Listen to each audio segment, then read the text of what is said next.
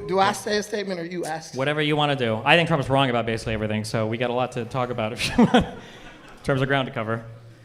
The far left is nothing more than a coalition of fragmented groups standing on a platform of pure hypocrisy. Okay. That's my belief. Can I ask, when you say the far left, who are we talking about here? These people right here in this room. Okay. Okay, so help me sort this one out, okay? Because this is my common rebuttal, okay? So when I ask people, like, who are the far left, okay? I get an answer like this, okay? Right. But then when they ask me and I talk about the far right, I would say the same about, like, Congress.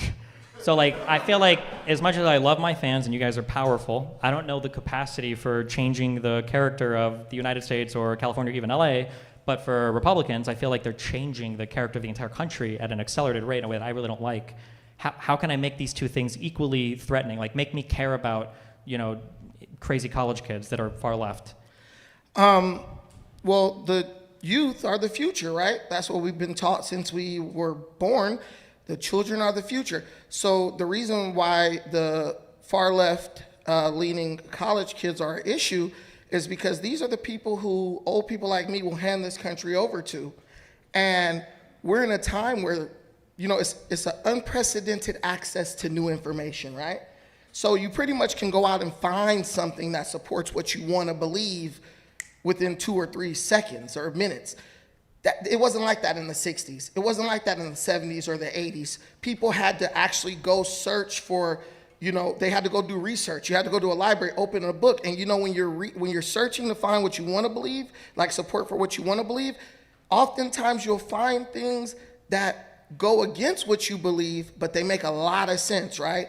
Research is necessary. Now you put on TikTok, you got 100 people, an echo chamber saying exactly what you're thinking, and you really don't have a need to do any type of research, and that's the age we're in. Sure, so I don't necessarily disagree with some of that. I mean, I would say that every age brings with it, like, access to information in ways that we didn't have before, right? And, you know, the printing press and, you know, radio and then TV. I think was Vietnam the one that they called the TV war, or whatever, the first, where you had people that had, like, video footage of soldiers coming back wounded and stuff, and you had a lot of college kids protesting that. For Iraq, that might have been the first time we had, like, embedded units, where we were getting, like, reports, like, on the ground and video footage and everything, and now we're seeing, you know, 4K drone high-def footage of people blowing each other up in Ukraine, Russia, Gaza, Israel.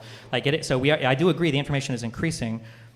The one thing I guess I don't like, or that I'm confused about when it comes to college stuff, when I look at, like, kids who are 18 to 22, aren't you supposed to be, like, kind of stupid? Isn't that, like, the time of your life to be crazy? Because if I talk to some, like, 20-year-old kid and I was like, tell me about your political outlook, and he's like, well, I'm a strong supporter of institutions and fiscal responsibility. I'm like, God damn, this is the most boring fucking household ever, right? Like, aren't I always, like, crazy? Isn't that normal? Well, you know, Kamala Harris said the same thing about college kids being stupid, and look what happened to her. She didn't get elected, right? College kids are not stupid. They're in school for a reason. You know who's stupid? People sitting out on drugs, doing crime. They're stupid. College kids are in an age of where they're learning, and they're trying to grow into people who can, like, facilitate the continued prosperity of this country. Mm-hmm. The problem is we're not giving them a chance to learn through experience what older people, like their parents, already know. What do you think is... So I do agree that college kids, for demographic reasons, and, like, if you're going to college, you're probably a little bit more intelligent. You go there to get more intelligent. Like, I agree with that. Have you ever play, like, board games or whatever? Have I ever played board games? Well, there's sometimes people are making, like, role-playing games. They've got, like, intelligence, and you got, like, wisdom. Right, some people might call, like, street smarts or book smarts or whatever. You know, however people are life experience, common sense versus, you know, knowing things. Like, college kids can be smart, but oh my God, they can also be fucking stupid, right? Like, you'll see, like, a guy who's 22, you know, graduating college, maybe 21 early, you know, like, drunk driving or making the dumbest decision ever for the first time, crashes his car, you know, gets his girlfriend pregnant, you know, whatever stuff. Because, like, man, their kids are dumb, they make dumb mistakes, they do that, it'll happen. There's no way, like, part of the learning experience is making those mistakes and being crazy and being cringe, isn't it? Yeah, so, I mean, Mark Zuckerberg's not stupid. He was that age at one point, and he created a billion-dollar company. The more access you have to information, the less ignorant you are of what's going on. I could see the college kid, like Ferris Bueller's Day Off or something, like back in those days, yeah, you kind of were expected to be a little bit dumb and gullible, but now people have information, they have answers to things at, you know, at the touch of a button. I don't think they're as ignorant or as stupid as we would like them to be. But I mean, like, I think the Democrats banked on that, and it like blew up in their face. And I think that's one of the hypocritical aspects of the far left, is that they expect everyone to be so dumb that they don't actually think, about the issues that they're expected to go vote on, and they just take somebody like Maxine Waters' word for it, somebody like Kamala Harris. Like, I don't think Kamala Harris is smarter than the average 21-year-old college student, honestly. I think they can string a sentence together. She can't. Kamala Harris, if she can't string a sentence together, I have no idea how much you're paying for Trump translations, because there's no way you could understand anything that guy's saying. But like, okay, but let me just back up one more time to this, and then we can move on to the next thing. Do you have any kids? Yeah. Do you? Yeah. You ever have somebody who doesn't have kids try to tell you how to be a parent? Here's the real question. Yeah. Do they? No. Well, most of them probably don't. So- but I'm just saying that, like, no matter how smart somebody is, every parent's had that experience where somebody who doesn't have kids is there telling them, what they're doing. And it's not about them being smart or stupid or whatever. It's just they don't have the experience, the lived experience, This is why right? your premise is totally bad faith, because your audience is a bunch of people who don't deal with the everyday struggles that you and I deal with. So you can talk. Hold on. You can talk to them. Listen, do you know how much I care about an illegal criminal alien immigrant when my daughter says, "Hey, Dad, I need $4,000 for club volleyball"? I'm like, I don't care about that. This is my issue that I have to deal with today. And when they have kids and they have to deal with paying for daycare, feeding those kids, providing a place for those kids to live, they're going to care a lot less about some guy in El Salvador getting due process when he's a criminal and he should be deported immediately. It depends on what your lived experience is, though, right? No. Like when I was growing up, okay, there were family members of mine that were criminal illegal immigrants, because half of my family comes from Cuba. But now the difference is my mom loves the illegal immigrants from Cuba. She doesn't like the ones from South America or from Mexico. Cubans traditionally hate illegals. Well, once they're here, they do. Of course, that's the way it's supposed to be. I'm just saying, you can't say, you want to say Cubans hate illegals. They all wanted Elian Gonzalez to stay when he floated over. He was legal. No, he wasn't. They caught him they were illegally immigrating. Wait. They were immigrating illegally. Okay. But did he touch the soil? So do asylum seekers. No. You're being disingenuous.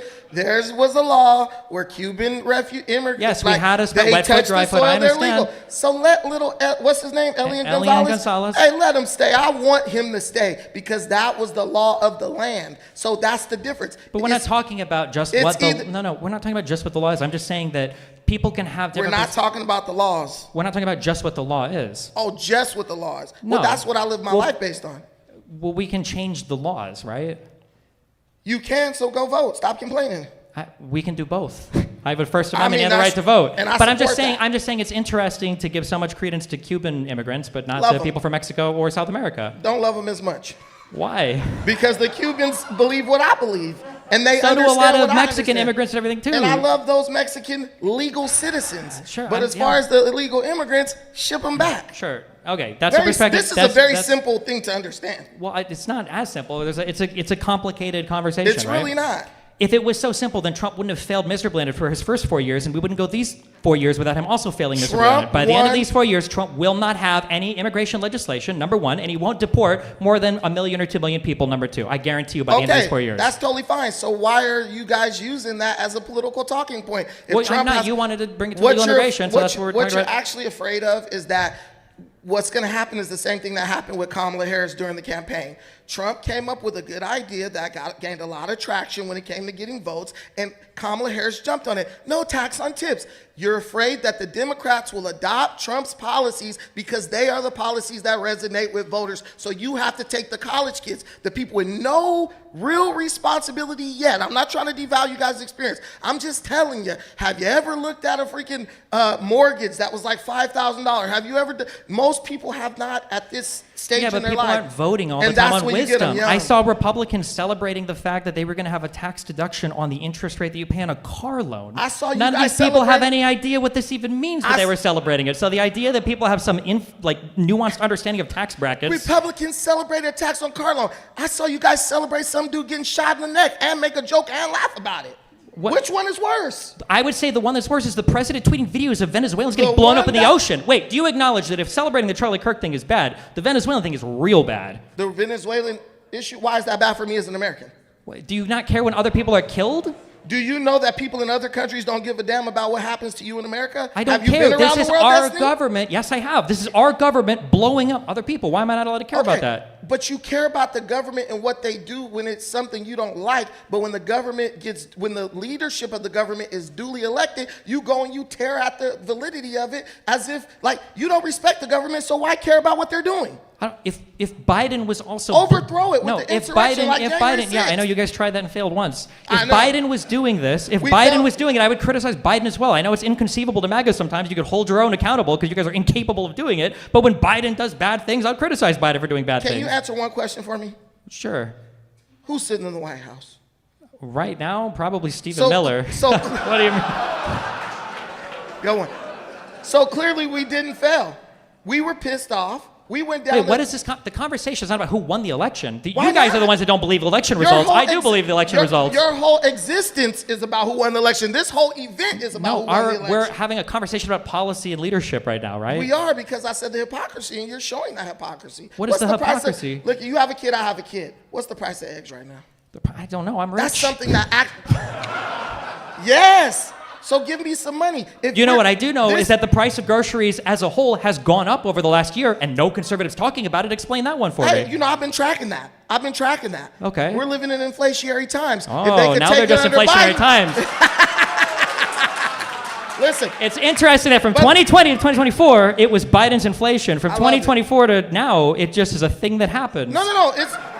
it's directly connected to Biden's horrible management of the government, and Trump's going to fix it. Let me say What was this. the big thing? Wait, what do you think was what do you think was the number one thing that contributed to inflation through Biden's presidency? I believe that, well, one thing was killing a bunch of chickens due to some mysterious. That was strike Biden's one. reason. Try That something was else. Try no, something else. that What was did anything else happen? Is that not? Did anything else happen? Wait, before Yeah. we go forward, is that not the reason that Biden said the price of eggs went up? Because they had to kill a bunch of chickens. For, due to at some one point in time, it avian- might have been, but that's not what we're talking about. For the majority of his presidency, especially in the beginning, So, and then 2022 onwards, where were these big inflation hikes coming from? Where were the two huge events that happened? What I believe was. Do we not know? No. Let me tell you. This is what my research that I did, because I'll be honest with you, I Okay. wasn't deep diving That's into fine. this because I was working to feed my family. Okay. Okay.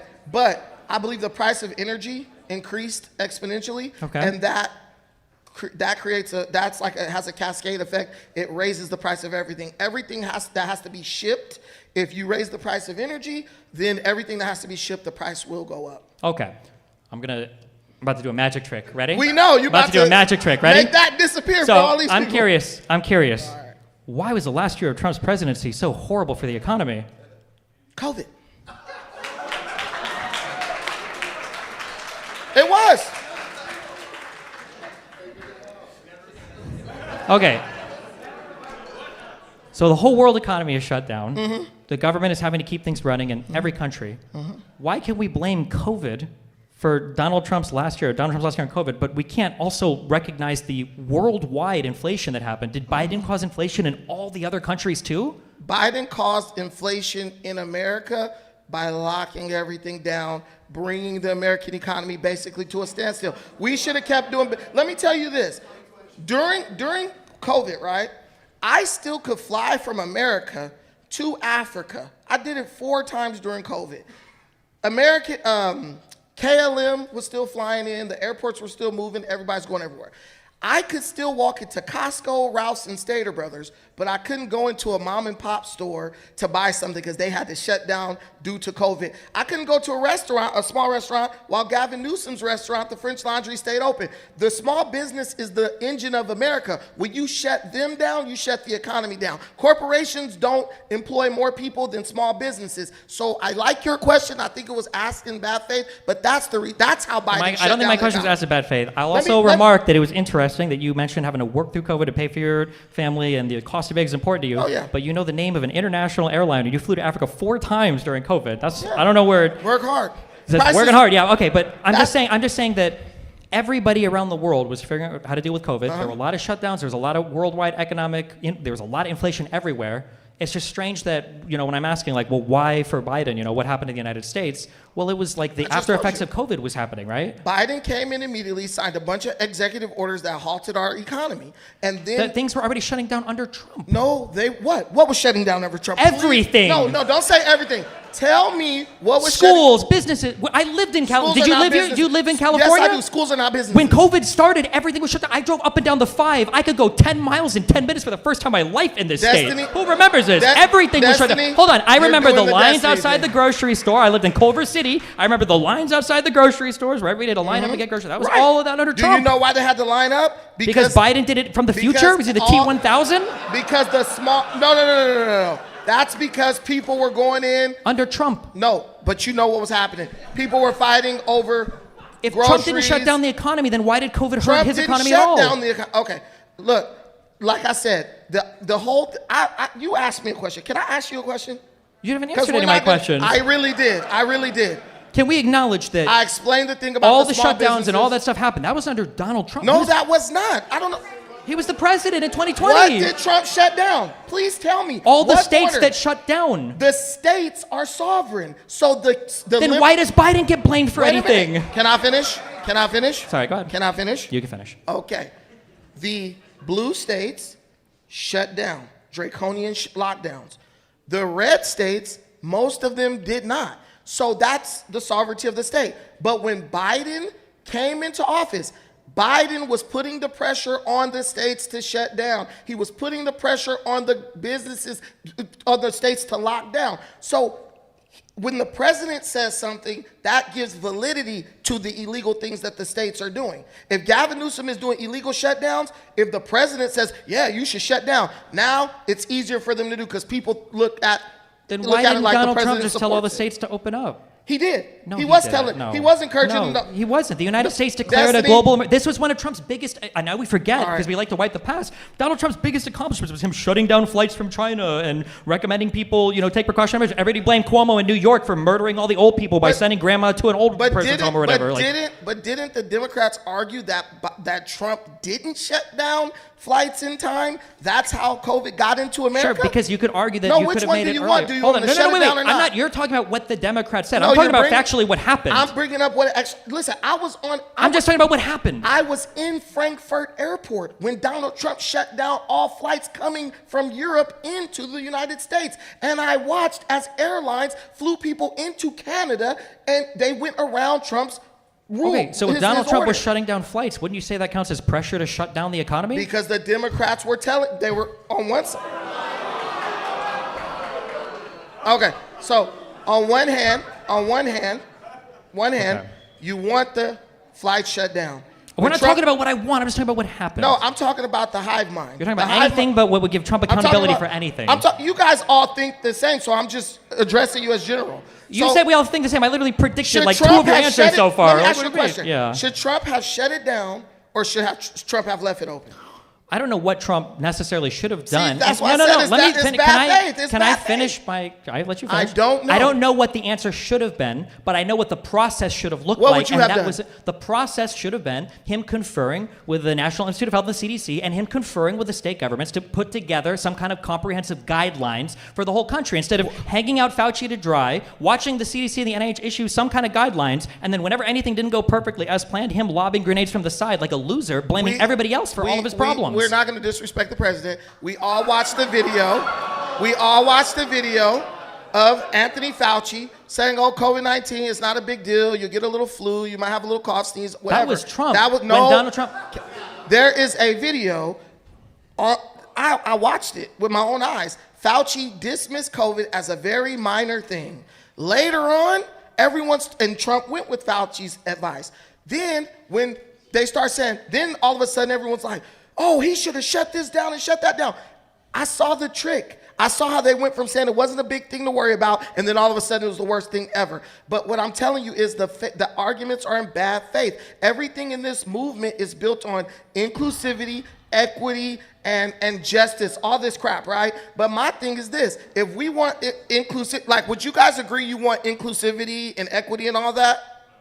You guys don't want that. Not anymore. Do you guys want? I'm asking this question. I'm asking this question sincerely. This isn't good. Do they believe in that? Do you guys believe in that? Inclusivity, equity? The problem is No, this I'm conversation is pivoted to a DEI question after your president killed This like is what a million they plus believe in. Americans, killed a million plus Americans by telling them not to get vaccinated here because nobody had any idea what was going on in this country, what was going on with our health, what was going on with anything because of all the lies and misinformation and crazy stuff that was being put out. So you don't know what Trump should have done, but you criticize what he did. And what I do, because this is how my parents raised me, I put myself in that person's shoes. I told you what the process should have looked like. I don't know what the correct answer was. I'm asking you, what would you have done? I just told you. No, you didn't. You bring your cabinet, your leaders together, you make a conference plan, you get all the governors on board with it, and then you have a unified plan from top to bottom for how you want to approach the country shutdown. How do you do that when you have a two-party system where one side is vehemently opposed to working with you on anything? And I'm not saying... Hold on, wait, excuse me. First of all, Donald Trump billed himself as the negotiator. Okay. Number one. Number two, you want to talk about a party that was opposed to everything. Seems like Biden had no problem bringing Republicans in to work on his legislation. When McConnell was the leader of the Senate, he said that he was going to make Obama a one-term president and shut down every piece of legislation that came across his desk. Right. So who's working with who here? I think that there's room for bipartisanship. I do not believe that the Democrats were working in good faith with Trump because they were not happy that an outsider actually achieved the office of president like Trump did. They literally blocked Trump on so many different things. They basically were doing the same thing to Trump that you said was being done to Biden. I don't even want to know what you're implying. Okay, what was the saying. So this is the thing. When I'm saying, first of all, Trump is not an outsider. Also, so Wharton he's graduate, billionaire guy, politician. real estate investor. He wasn't a politician. So I mean, I don't know. Reagan initially wasn't a politician. What do you mean? Arnold Schwarzenegger was an actor. Some of the best. The best were all outsiders. When I see a guy who's being an asshole, I think people probably don't like him because he's an asshole. What does being an asshole have to do with anything? With whether or not people like you? Are you not going to go to work because your boss is an asshole? There's a lot of people that quit their job because they hate their boss. Yeah. What do you mean? Those people are idiots. But what I'm telling you is this is more like the lane that I argue in, reality. You're arguing feelings, subjective crap that doesn't mean anything. Objectivity. If I want to argue something, objective. This is about inclusivity, equity, all that stuff. Why did you guys have to pay? If it's all about inclusivity and equity, we could have did this in the park with an iPhone. If you want to talk about you should donate your money to their colleges, like scholarship. I think you should donate the proceeds of this event to right now, I'm their donating education. my money and my taxes so we can pay for a Venezuelan bailout. Will That's you- what we're doing right now, will- or listen, Argentinian bailout. listen, I don't even know who we're bailing out Listen, right now, okay? you would like what? So that's what I'm doing right now, and I'm subsidizing all of the meth head, make measles one infected red states May right I now. please- That's where my tax money is going, okay? I don't have any extra money May I right now to please donate, make one okay? statement? What? May I please make one statement? Go ahead. And I'll get off stage. No, wait, hold on, wait. I'll I stay have more here, I'll questions. stay. Why, if you want to talk about facts over feelings, Let me get one why stay. is it that when we ask about Trump's leadership through COVID, we have a million excuses for... I don't have any excuses. So he failed. I'm not going to say he failed. I think he dealt with... No, listen. How can someone who admitted that they don't know what they would have done and they don't know what he should have done... I wasn't the president. That's the point. It is something that has... This is something that in our lifetime has never occurred. Yeah, these are the Democrat arguments for why people were shutting down and people didn't know how long the economy should stay closed for and what the stimulus should look like. Anybody can armchair... Did Trump make any mistakes during COVID? Look. Did Trump make a single mistake during COVID? Let me think.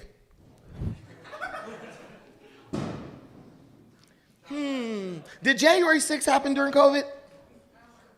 Maybe, yeah. He should have never conceded the election. He should have just freaking kept. That was his only mistake. Now can I ask my question? Yeah. Okay, so here's the thing. All I'm saying is, will you, since we're all about flowers and equality and everybody get free stuff, people will argue for illegal criminal alien migrants to come live off the American dime, right? You want to give my taxpayer dollars to them. Will you give the proceeds from this event to these kids for whatever they want, just to make their life a little bit more equal to yours and mine since we're doing so well? I've never advocated for that. What are I'm you just talking asking. about? Well, there's no advocation for this. So you don't want equity and economic equity? Do you support Chicago police fighting back against ICE? No. Okay, so then you don't believe in the Second Amendment or the state's rights to have a militia. No, that's not a militia. That's though. literally That's what the not a militia is. The whole reason the Second Amendment exists was for the states to protect themselves from a tyrannical government. Are you really gonna try to conflate a paramilitary group, which is police? The Chicago police? The police department. is paramilitary, but the guys coming from the Black Hawk choppers with the masks who are... Dude, these guys have tanks. There are police departments with tanks. Oh, there's not? Paramilitaries have tanks. What are you talking about? What does that have to do with anything? There are police departments with tanks. Well, so? Yeah, they get it from the military. That makes them paramilitary. What I'm telling you is this. That is not a militia. The law enforcement's job is to uphold and defend the Constitution. That's what their job is. To enforce their when state they're laws. fighting against to the enforce federal, their state laws. when they're listen, state sovereignty doesn't matter now to conservatives? You're conflating two different things. I'm not conflating anything. You kind of just going off of an emotional thing. I'm not going off an emotional. I'm going off a legal thing. You're going off of emotions. You think cops are there to make you feel good. The federal government. State police are there for state laws. Local police are for local laws. The federal government is there for federal laws. The federal government trumps, no pun intended, any local law enforcement. If they trump any local law enforcement, well, you tell me, why did Trump allow half the country to close then under COVID? Huh? Why did Trump allow half the... I'm not moving the goalposts. The president has that much control over everything. Then why did Trump allow half the country to close under COVID? Someone may want to do that with you, but I'm not doing it. Are we talking about the police departments committing treason against the federal government? They're not committing treason. They have no obligation. That's exactly what they're doing. They don't have obligation to enforce federal law. They took an oath to defend the Constitution and the citizens under their care. The police force is there to enforce the laws that they have jurisdiction over. But not federal laws. But the police forces are abandoning their responsibility, like in Portland. They don't have an obligation Come on, to man. do that. They didn't. When you call the police in Portland, they don't show up for 3 hours. Someone got knocked unconscious the other day in Portland. The ICE agents had to come get that guy off the street and bring him in for medical care. Yeah, there was a lady that got shot and killed by the feds in the Capitol building on January 6th when Trump refused to send anybody there. She shouldn't have been trying to break into Congress. Sure, but Trump also probably shouldn't have told him all to go there, right? He did tell him to go peacefully. No, he said they would be marching peacefully. He also don't fight like hell or they're going to lose their country, and that's what they went and did. Hey, I saw you lose this argument on Jubilee. I didn't lose this argument. I won it completely. It's completely 100%. I know every part of that argument. Trump said peacefully and patriotically. Trump said fight like hell or you'll lose your country. If he said peacefully and patriotically, how did so many people misunderstand him? So anytime you... Is he a bad communicator too? Listen, I heard Hillary Clinton say, I'm a fighter. Kamala Harris said, I'm a fighter. Neither one of these women have ever... How many people do you see fighting in the street with Hillary Clinton and Kamala Harris banners? Dude, I saw a kook on the freeway earlier. Biden Harris and Harris Walls on the freaking bumper sticker with all these other cat stickers. These are car driving. These are... How did they get This is like the conservative machine right here. This is your problem, is the bumper stickers. That's what's driving you crazy. I'm just listen, Destiny, I'm a common man, and my concern... You had 4 trips to Africa over COVID. What kind of common say? man? Very common. I'm a common man.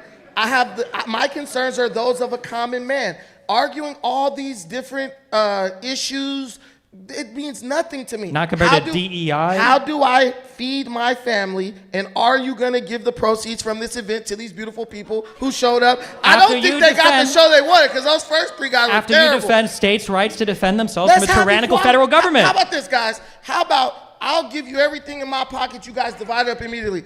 Destiny donates the proceeds of this event to you guys equally. All right, I think that's a good idea. Brandon gets the final word there. Brandon gets the final word. What do you got? My final word is this. Guys, just wait a little while.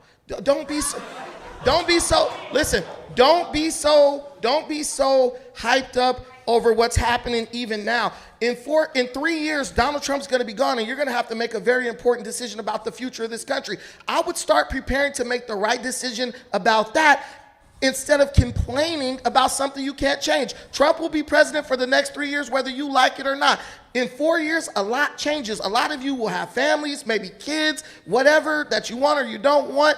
When you start having those type of responsibilities, your entire perspective is going to change. Mine did as I got older. I would not hang my hat on this crap because you're going to inherit this country and your children will inherit it from you. Don't create a situation that they can't come back from. And I think that's what we're at risk at with this type of rhetoric.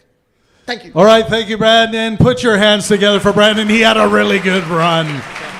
All right. Wow. Just by show of hands quickly, how many people have kids in the audience? Okay, yeah. Yeah, we have some parents in the audience, just FYI. I have a kid. Okay. Wow, that was a good run. We're going to go straight into our next debater. Let's put our hands together for Eugene Janis. Everyone, here comes Eugene. Travis. What's up, buddy? Bottle of water? Oh, yeah. Hey, what's up? Hey. Okay, so immediately, I am not conservative. I am left. I am Speak into the mic if you Democratic can. the whole time here. Okay. I'm actually here to have a good faith corroboration debate thing, as one of the complaints I've been getting so far messaging-wise is, especially with the Prop 50, we got to get this, we got to win, that's it. The only thing, my biggest concern is they say that, and they say it in a way as if we don't win, they don't have a plan for afterward. So I kind of want to ask people, what's your plan for after Trump, and what could be a thing to actually move forward for it? Because right now there's housing. I mean, some people would say that after Trump is like, that is a plan that we even survived. Yeah, and like have like absolutely. an actual election. But and everything. if you were trying to motivate people to survive through it, what would be a thing that could be actually pushed toward it? And I have some ideas, and we can go through some of them. But Expedition 33 has been a fun game. yeah, No, I mean, like, part of what you're saying, part of an issue, there's like so much. You could write a dissertation on several aspects of this, I think, but there's this whole media environment that conservatives have had top-down control of, and there's this whole like movement that they've had so much control of. And one of the nice things I feel with conservatism is there's always an enemy, there's always marching orders, there's always something to fight against, there's always some like greater project or thing or movement, you know, you're a part of. Whether you're protecting, the wiener dogs from the evil Haitians eating them, or whether you're protecting your borders from the 5, 10, 15, 25 million immigrants, however many are coming in, they've always got a thing to work towards. I think that one of the consequences or side effects of Democrats always being on the defensive when it comes to Republican messaging is you never really get to establish your own thing, because you're always living like in the shadow of the criticisms of the other party, saying like, well, I'm not that, I'm not Trump, I'm not this, I'm not whatever. Yeah, and it's so just you have a about hard time whatever. like coming up and defining what you're doing.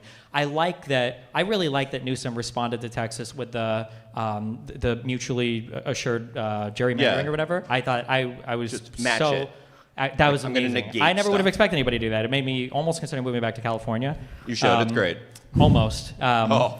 But the thing is that Democrats just have to do a better job at like so many different things, and I think that other things will come as a result of doing some things well. So more specifically, I think that if Democrats had stronger media figures that weren't always getting stabbed in the back, by all the other pundits and all the other people on the left who could come out and have stronger positions, then I think that you would just see there should still be an intentionality behind creating movements and policies and ideas to do things, but you would at least have that naturally and organically happening with some of these figures. Gavin Newsom is one. As much as this guy is way to the left, I think Mamdani in New York City is probably going to be another one. AOC to some extent, is one. She's kind of in the background, but I think that's important. a lot of the stuff I watch online, I watch you, I watch a bunch of other people. There's a point where I almost just ask the question, like, are they cooperating? Are they doing everything possible to at least show that they're trying to make efforts, burning calories to do things, share they, messaging? People or politicians, or who are you talking about? Even like how many people are just backing each other on certain things? Are you talking about like the political group, or are you talking about like, or sharing, or hey, when you're done watching me, go do this. Or the other one is if anybody watches John Oliver, my biggest complaint on his show is he gives us a bunch of shit that is absolutely horrid doomer shit, and then doesn't tell us what to do about any of it. Sure. Like just, I don't know, eat it, get ulcers, fuck off, see you next week. Like, it's unhelpful. I mean, I agree. I think that part of this, I've talked about this a lot on stream, is the idea that the sides are playing different games sometimes. So on the conservative side, they are playing the politics game. It is the Game of Thrones. They want to win their seats, and everything they do at the end of the day is geared towards some political end.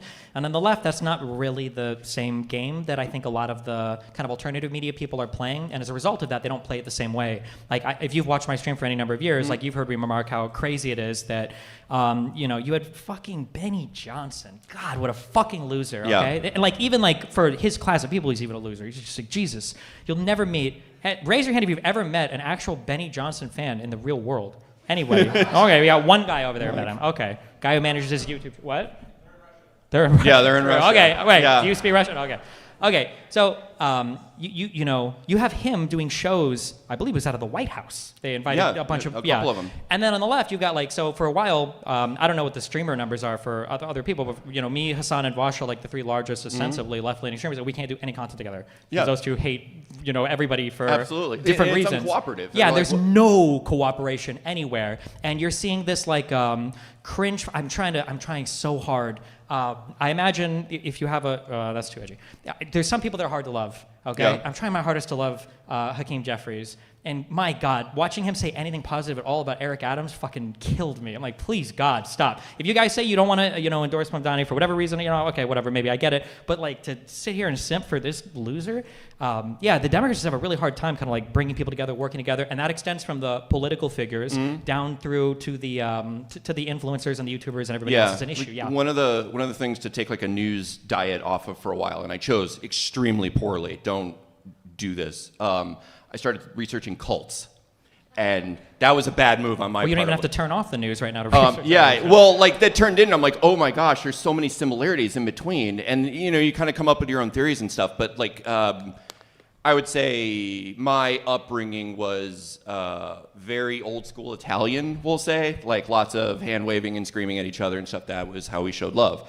Later, I realized, oh, that's hardcore abusive in so many ways, but it has prepared me for having conversations with other people, such as the last guy that was here or anything like that. Just not backing down. You don't have to escalate, doesn't have to get violent, but also I can't just cower down and just let you steamroll me over that. And I feel like that's an actual thing to take pride of in America, that most people didn't have to deal with that.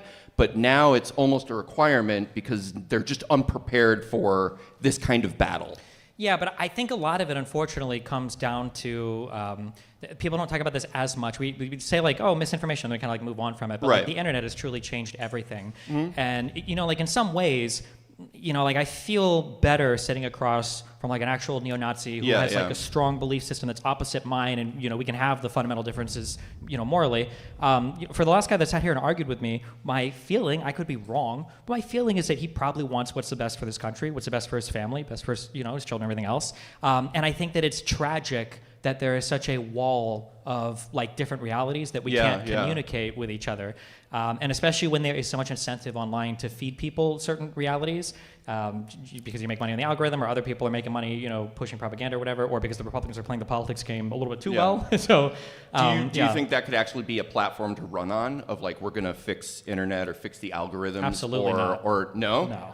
Just full on no? No, because I think one of the issues is it's hard to tell people this, but people like it. I think people want it. How long did you watch me do my COVID lab leak research? Yes, that's that some was boring stuff, right? That's boring, boring, agonizing. But watching me go outside and scream at people online is really fun, and people like that more. Now, my audience is special, and I would never criticize them for anything. But like you can see like where the interest is in terms of what people consume.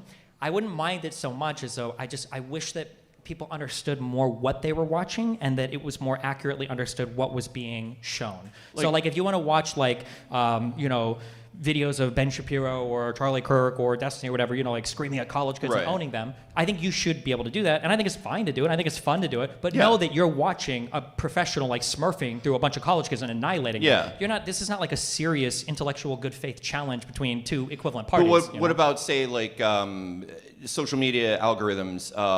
You can identify where the account is from.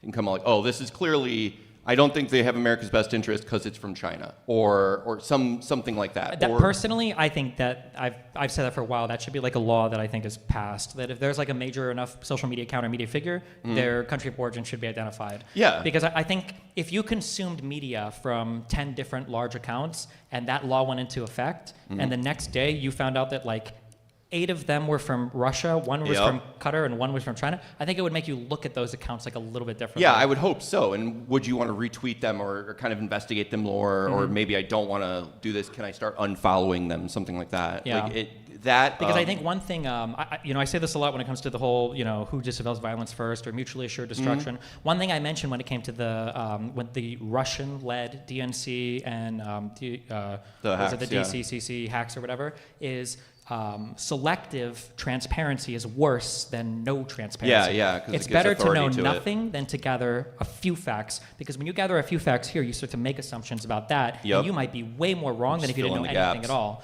Yeah, so I feel like if we had, a media environment that was a little bit more regulated in some ways, but like people just don't. I don't know anybody that would actually want that. Nobody's like really pushing for that. Yeah. But having Well, some I of the think it's selective also- skepticism, like for like just real quick, and then, like APAC Yeah, yeah. is a thing that everybody knows, right? Everybody talks about APAC, but it's Yeah. because they've got a public register and you can see everybody they donate to and everything else. But you don't know who the foreign people are supporting, or you don't know who's behind a lot of the big Twitter Yep. accounts. So yeah.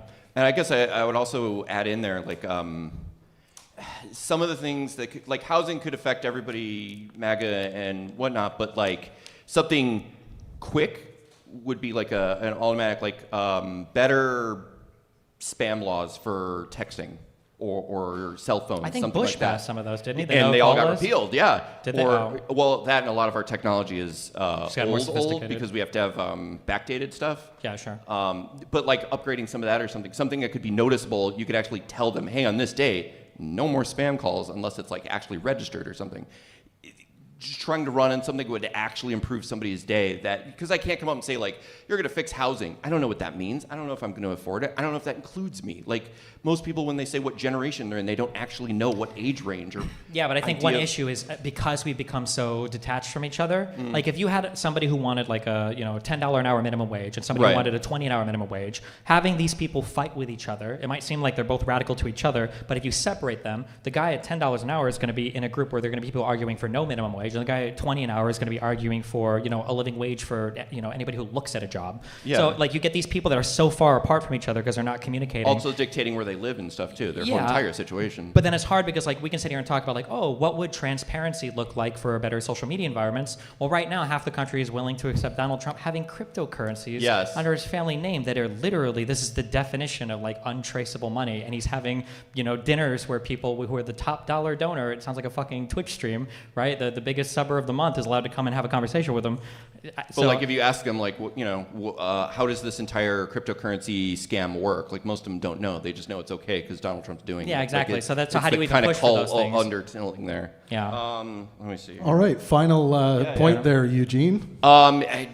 I just appreciate the conversation really quick. I hope people take this as like an actual good faith conversation of how to improve things. Some of the stuff will work, some of it won't. Other people have ideas. If anybody has any ideas or anything, I'll be in the back. Sure. And I'm trying to start up something called Monetized Talking, which is a ridiculous way of saying running a podcast network. But the general consensus is like how to break through to the other side, but also do it in an authentic way where they trust it enough to go like, well, I don't believe what he says, but he hasn't shown me wrong yet. Because like I would say a lot of the stuff on our side is the hyperbolicness, as opposed to this is the exact thing that was said. And like you don't necessarily do that, but you hear other people on Twitter, this is what happened, this is what I saw, and it just kind of goes back and forth, and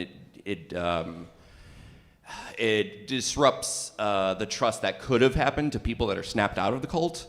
And the other part is if you are in the cult, like go find other people that left, so you have an actual place to go. There's definitely people that are like, oh, I don't like this. I wanted the Epstein stuff, but also if I start telling people this, I'm going to lose my job, my family, my kids. No one's going to talk to me. I'm going to get run out of town. So I'm going to shut the fuck up and just nod. So Yeah. I mean, I think having a more cohesive media environment and more cohesive reality, I think would get in that direction. But that's a huge monumental task. Yeah, exactly. I appreciate it. All right, put your hands together for Eugene. Thank you so much. Awesome stuff, man. Okay, quick roll call for debaters that may or may not have arrived late here. Baron's here. Okay, great. We got Baron. David, you bought a debate ticket? David. No David. The person who wanted to be called UBI. Are you here? You're here? Okay, fantastic. We got UBI. Simon Park. Are you here? No Simon Park? All right. And we already had Brandon Lee. Did we already have Brandon Lee? Brandon Lee back there? Oh, okay. Yeah, we'll get to you. Okay, awesome.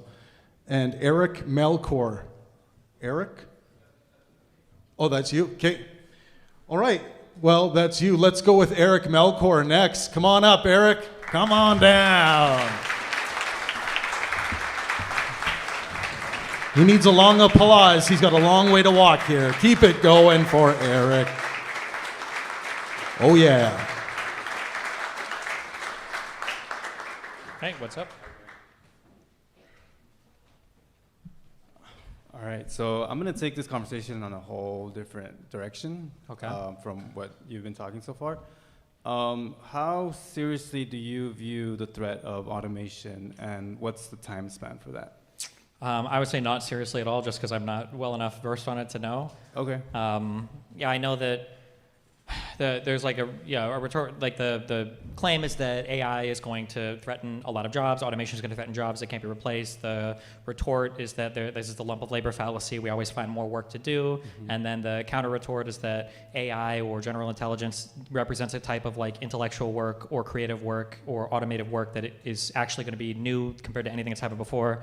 And then the counter is like, yeah, so that's where I'm at. So I don't know I don't know enough facts to go into, yeah. Right, so the response to automation is that there will be new work. Yeah. Right. I think that ultimately the net loss of jobs will be greater than the jobs that are created. I think we have what you can call corporate capitalism, right? We've depended on corporations for jobs, right? That's literally every single one of us like depends on a corporation, unless you're a small business owner, which, right? But I think that I would take the automation threat a bit more seriously because I would mention three major industries that might be affected, and these are three industries that hire a lot of people worldwide. It would be trucking, call center workers, and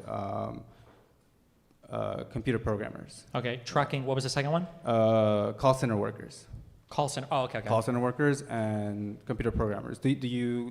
What are your thoughts on those being automated? Yeah, I mean, I've heard these before. I think I've even mentioned, the trucker thing is supposedly really scary in the United States. There's a huge amount of, I don't think it's the number one industry, but it might be. But it employs a ton of people, right. And the threat of automated cars is supposedly really scary there, but thankfully Elon is pushing that back every year, so hopefully we never Right. We have Waymos already here in LA, right? And Sure. in San Francisco, right? They're not trucking though, but no, I know what you mean, yeah. Right. So again, the trucking employs millions of Americans, mostly Republicans, mostly living in red states, right? Not college educated, high school diploma kind of thing. I think this is a bigger threat than people seem to realize. I think that when it comes to the trucking industry, not only do the truckers lose the job, but also the diners, the restaurants, the truck stops. I also think that the vision that Democrats are putting forth to address that is non-existent, right? Meaning that no candidate thus far has even remotely address this fact, right? That automation is a threat. I feel like the situation is like right now so dire presently in terms of stuff being talked about and stuff that people care about. I think it's hard to even be forward facing. We on the conservative side, like they say that every single problem was literally existential, and then on the Democratic side, it's starting to feel like every single problem, to some extent, or at least a lot of them, are existential. So when you're in that like fight or flight mindset, it's hard to kind of like plan for the future, I guess. Right. So it's like the scarcity mindset, right? It's a little bit, yeah. Right. So I think there's like a broader way to talk about it, but nobody ever really addressed the conversation. But it has to do with like how do you address workers that are left behind when your GDP is growing? It's like a broad way of saying it. Yes. Well, that's the whole point of automation, is that we will be as productive as ever, even more so, because robots can do better jobs than humans, right? But I feel like that assumption that we would live in this kind of like post-scarcity world, for some reason, I'm sure most economists probably account for this. I'm just saying, generally speaking, it feels like people don't account for the fact that consumer demand seems to be infinite. Like the appetite for a consumer for more stuff is like always growing. So insofar as if there are 100 people that are sitting around that can have, everything provided by robots, somebody's going to want something that one of those 99 other people can provide, and then that's, for some reason, that's always rolled forward that way. Now, the claim is that AI or something is going to represent a unique displacement of workers that, won't be able to be compensated with just increased demand or, lump of labor stuff. But I mean, that has yet to happen, and I guess we'll see. If it does, then damn. I just view a failure on both Democrats and Republicans in terms of like offering a hopeful message for the future. And as my name implied, the UBI thing, there's only one candidate so far that has even remotely touched on this, and it's Andrew Yang, right? I'm pretty sure most of you guys know. People view him as a sort of this kind of weird kind of, I don't know, I don't even know how people characterize him at this point, right? But he was the only one to offer like a pretty solid plan, right? So one of the things that he had was a universal basic income, which was $1,000 a month that every U.S. citizen over the age of 18 would qualify. I would argue that this policy is much better than what Kamala had to offer during her presidential run, and as well as he had a vision to fix the tax system in America, which you've touched on this before because I do watch your videos. He proposed a value-added tax system. And I think there's many different versions of a value-added tax system, but I believe the best version is the UK's version, in which it's a 20% tax on all luxury items, non-essentials, right? There's I believe a 3 or 6% tax on semi-essentials.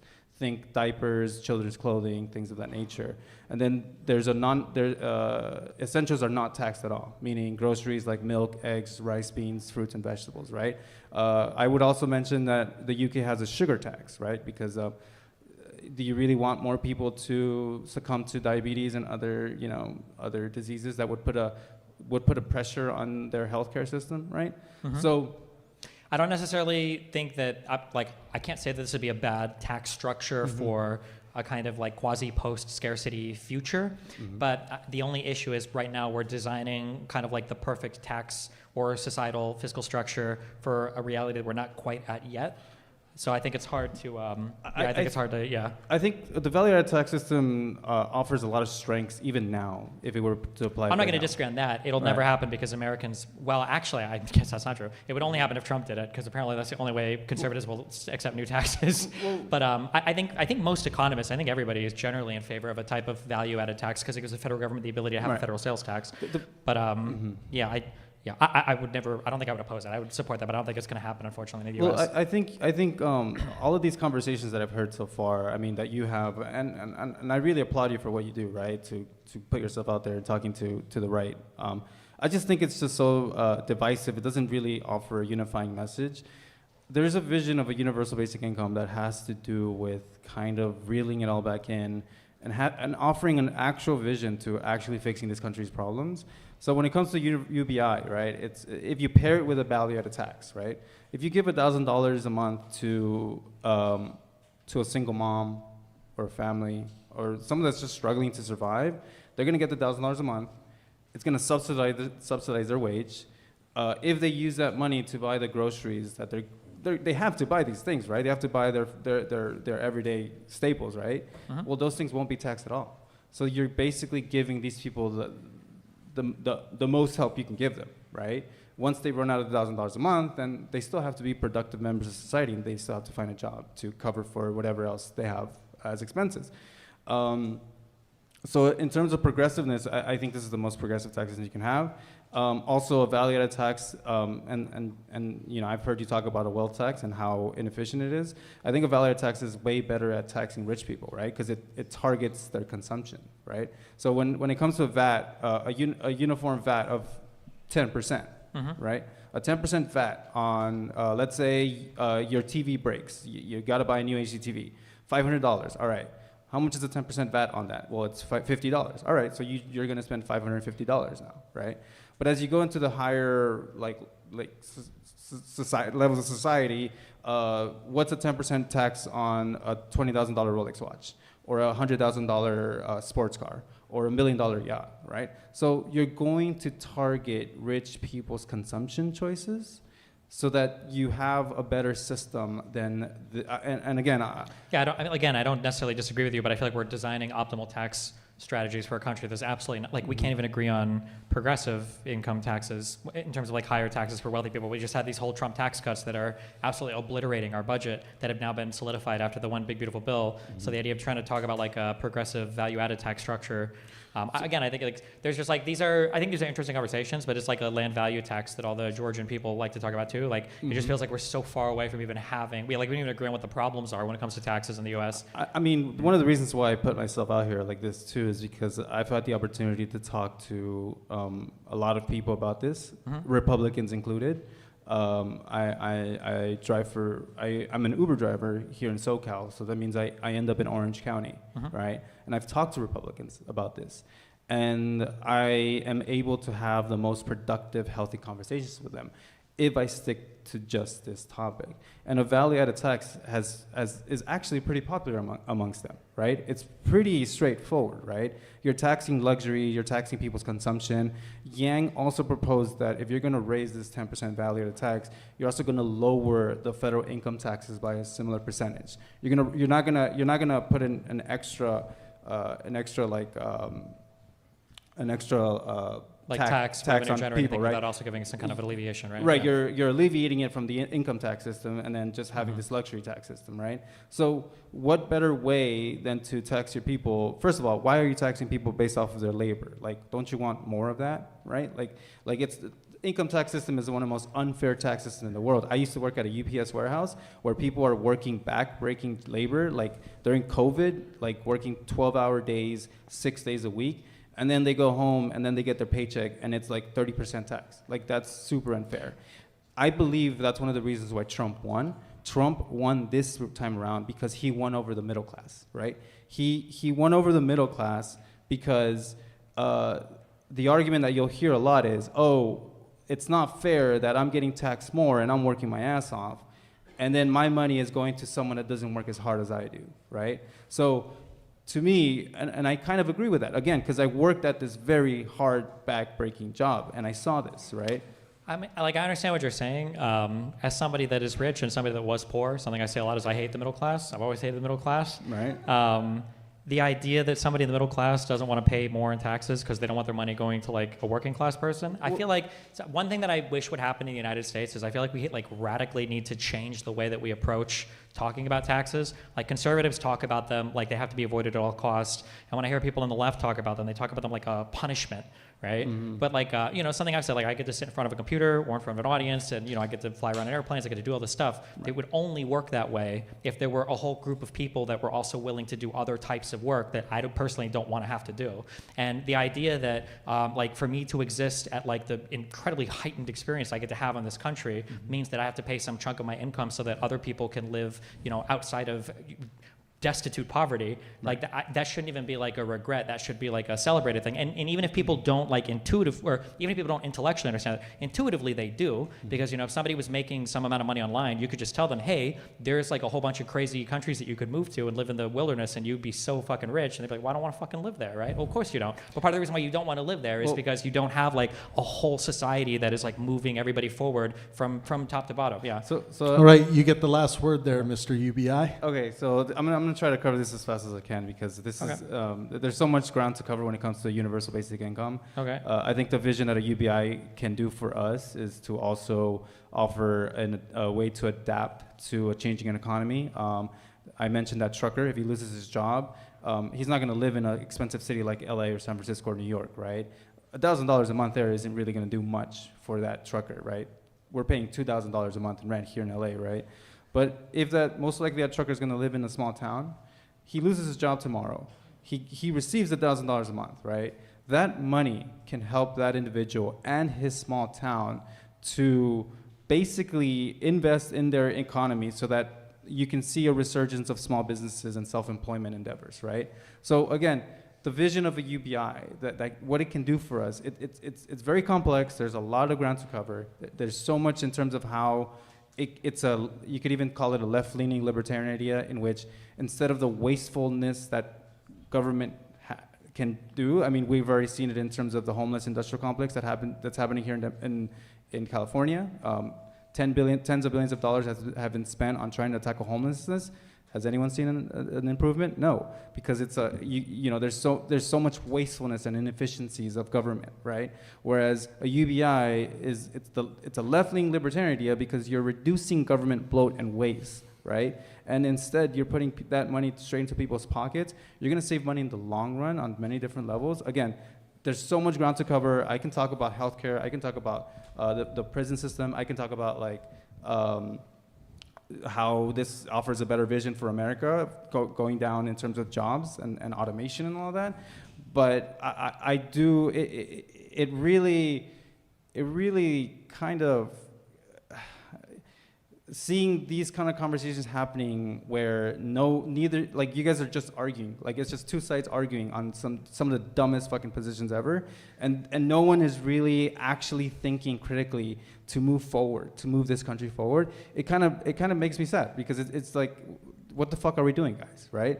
And like I said, yeah, I understand, but I mean, like you kind of have to meet people where they are. Like the UBI argument can be the best argument in the world, but if I show the right group of conservatives a picture of a bunch of brown and black people getting it, they're going to be immediately opposed, and they're going to call them all lazy. It's like, okay, well, I guess we're that's the beauty about the yeah. universality of it, right? But Yang also had a really good. He actually had traction with Republicans during that 2020 election cycle, right? So he was able to offer a vision that Democrats didn't offer, right? So again, this is, we're all just kind of like just going in circles with some of the dumbest things I've ever heard, and it's all brain rot kind of topics, right? And I get it. It's amazing. It's really cool to have you on the left side to like defend a lot of these positions, but I still think it's not enough. It's still not enough, and Democrats have failed us. Just as much as the Republican, I mean, I'm not even gonna fucking mention Republicans, but Democrats are failing us, and I'm trying to learn from those failures, and I'm trying to like offer a different alternative vision. All right, thank you, Mr. UBI. Rock and roll. You had a good run. All right, we're going into our next debater right away. Oh, just a quick reminder, Stephen will be signing posters. You can get a free poster after and a picture with Stephen once we are done with our debaters tonight, so don't go away once we conclude. Callie Chan, you're up next. Put your hands together for Callie Chan. She's coming straight from the back of the house, so keep that round of applause going. Stretch those arms, clap them together. Callie Chan, here she comes. Rock and roll. Woohoo!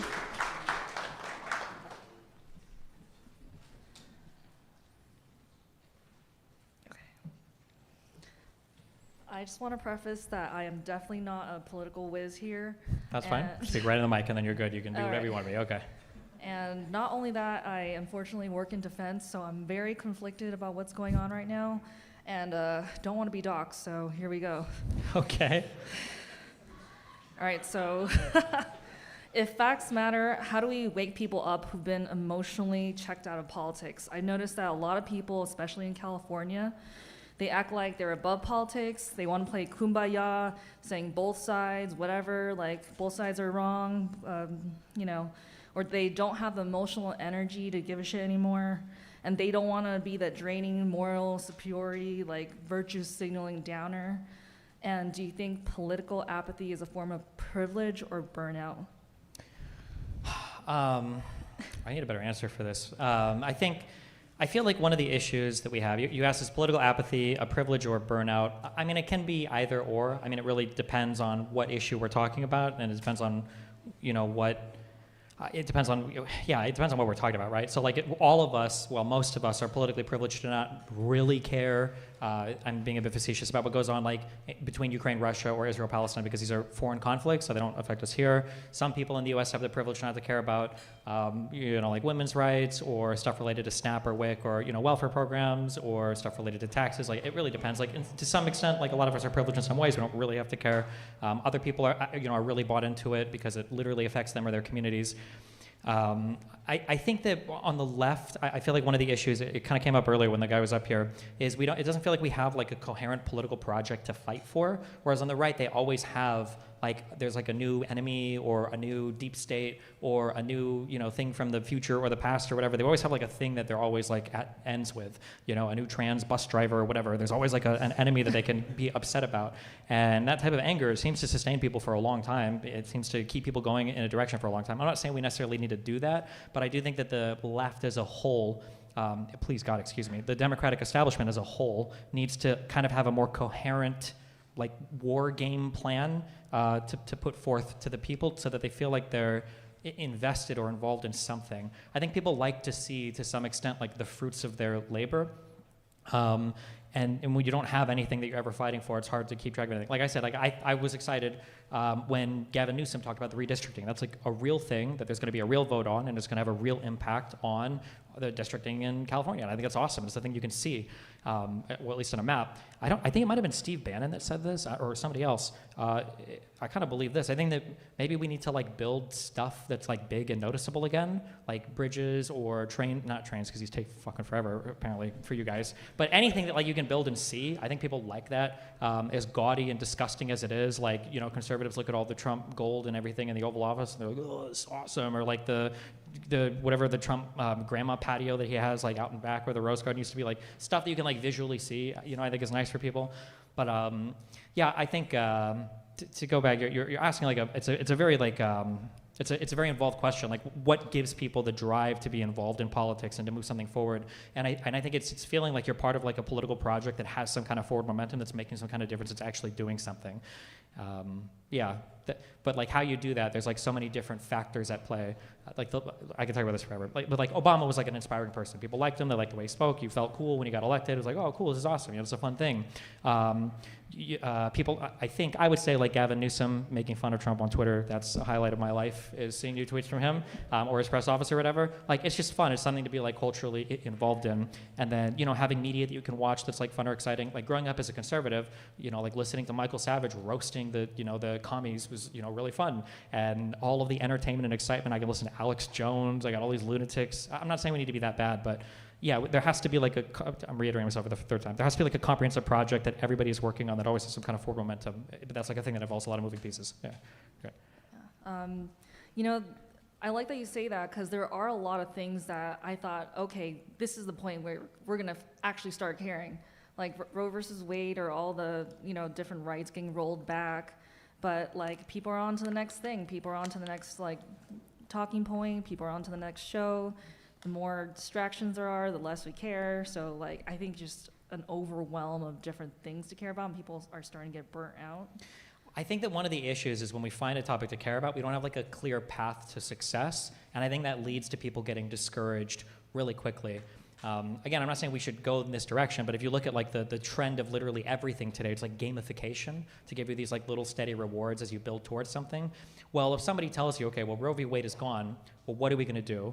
Well, we're going to try to win an election so that the next president hopefully gets to install one more Supreme Court justice, so that maybe there is like a groundbreaking case that's brought through the courts, and maybe with like a 5-4 conservative court, we might be able to get a favorable ruling that maybe will bring about, like, Jesus, like how, but look, what the fuck, who cares? We don't even know we'll have a Supreme Court by then, right? Like, it's just fucking, it's like so far out. Meanwhile, you know, like Trump is promising to bomb countries tomorrow, right? Like that sounds like a way more exciting project. Like I want to be the guy that's watching Greenland explode rather than the guy who's like looking forward to the, you know, another Supreme Court justice 27 years from now. Now, like I think, like I'll credit Biden with being politically effective because he did get stuff done, but it didn't feel like it. You didn't have that feeling. And, you know, I joked about this initially as I would like to consider myself somewhat politically mature, that, you know, I would joke with Dan and say, oh, well, it's nice that it's kind of boring now under Biden because we have like a real country with a real guy who's really doing things. But I think a lot of people like kind of the excitement, and they like to see like the cool stuff. And the Republicans are just so far ahead of us on that. You know? I mean, yeah, that's why they voted for a person who was good with TV rather than actual politics. So. Yeah, true, yeah. Yeah. All right, on to the next questions. How do you de-radicalize someone who's deep in the MAGA pipeline without sounding condescending at this point? I don't think there is no like, you can't like de-radicalize people, I think, in like any kind of short guide. It's kind of funny, I think I've drawn this comparison before, but like a really good example, or two good examples I think are, these are issues that have been dealt with forever, is you have people who are addicted to drugs, or who might be like kind of crazy, like experiencing psychotic mental illness, or people who are lost in like abusive relationships. These are issues that have happened for a long time. Psychologists, therapists, everybody's like studied, and you know, as far as I'm aware, there's not really much you can do for these people except kind of be there for them. Like if you know somebody who's addicted to drugs, you know somebody who's stuck in an abusive relationship, if you try to coach them out of it at all, they immediately paint you as an enemy, they get deeper into the other thing, they stop communicating with you, and now you've lost all contact. But it's hard to be friendly with them because you don't want to be like encouraging of like bad habits, but it feels weird not to say something. The problem is once somebody's an adult, they truly are left to make their own choices. I would say that if you have a friend in your life and you feel like they're, down a certain rabbit hole, you talk to them as much as you can, but it's going to be kind of obvious if you're trying to argue them out of a particular point. Like they're going to pick up on that. It's not like you can go here as like a therapist and try to talk a friend down from something. So also keep in mind too, like don't feel bad. Like you're up against an impossible machine. I think I've made this joke on stream a lot, and like I've had multiple friends that I've lost who it starts with the innocent, like, so I saw this guy on Candace Owens and he was making a lot of sense, and I'm like, fuck, like in 6 months this person's gonna be fucking crazy. And it's happened like 3 times. And nothing that I say or do, no amount of argument or no amount of like logical refutation matters, because by the time I've spent 1 week going over with some fucking guy who believes in the ether, they've got like 6 other shows that they're ready to give me. And I was like, okay, well, like something is clicking in your brain here that I can't communicate with and I can't do anything about. So yeah, it's what I said for the first thing. It's like this whole interconnected moving, puzzle that there's a lot of different pieces that have to be working to make things work better. Yeah. All right, you get the last word there, Callie. Okay. Let's see. Alrighty, one more thing. May I ask, is there anything Trump related that you disagree with Stephen on? Okay, does obsessing over Trump keep him culturally immortal?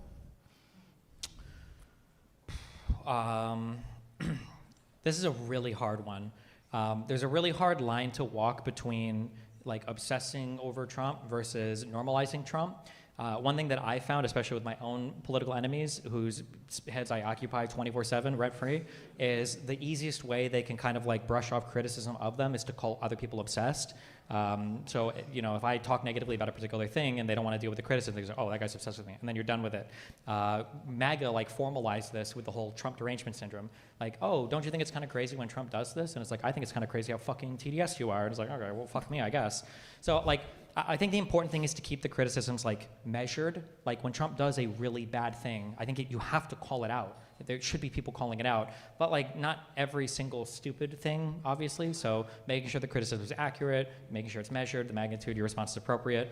And maybe not calling out necessarily every single little thing, but like we're in an era now where like every other day there's like shit happening that is just unbelievably insane to me, and to not have anybody calling it out, is not good. And when you've been like so recessed on it for so long, to start to step up and call it out, people are going to see that tonal shift and they're like, oh my God, you became deranged. What happened? It's like, well, no, I just fucking started opening my mouth on this. Yeah. So there has to be some balance there. Yeah. All right, everyone, give it up for Callie. She had a really good run here. Rock and roll. All right. Well, I think this next debater is going to bring the heat. Put your hands together for Baron. Baron, let's go. Da-da, da-da, da-da, da-da. Keep it going, keep it going, keep it going.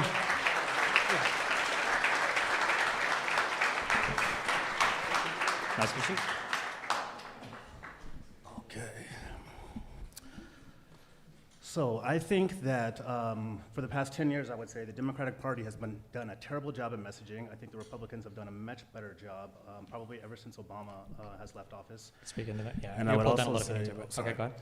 And then I would also say that since then, one of the examples of such is probably immigration in the United States. I think that's been a big issue for many people, for many voters for a very long time now. And I think the Democrats really dropped the ball and they ignored that.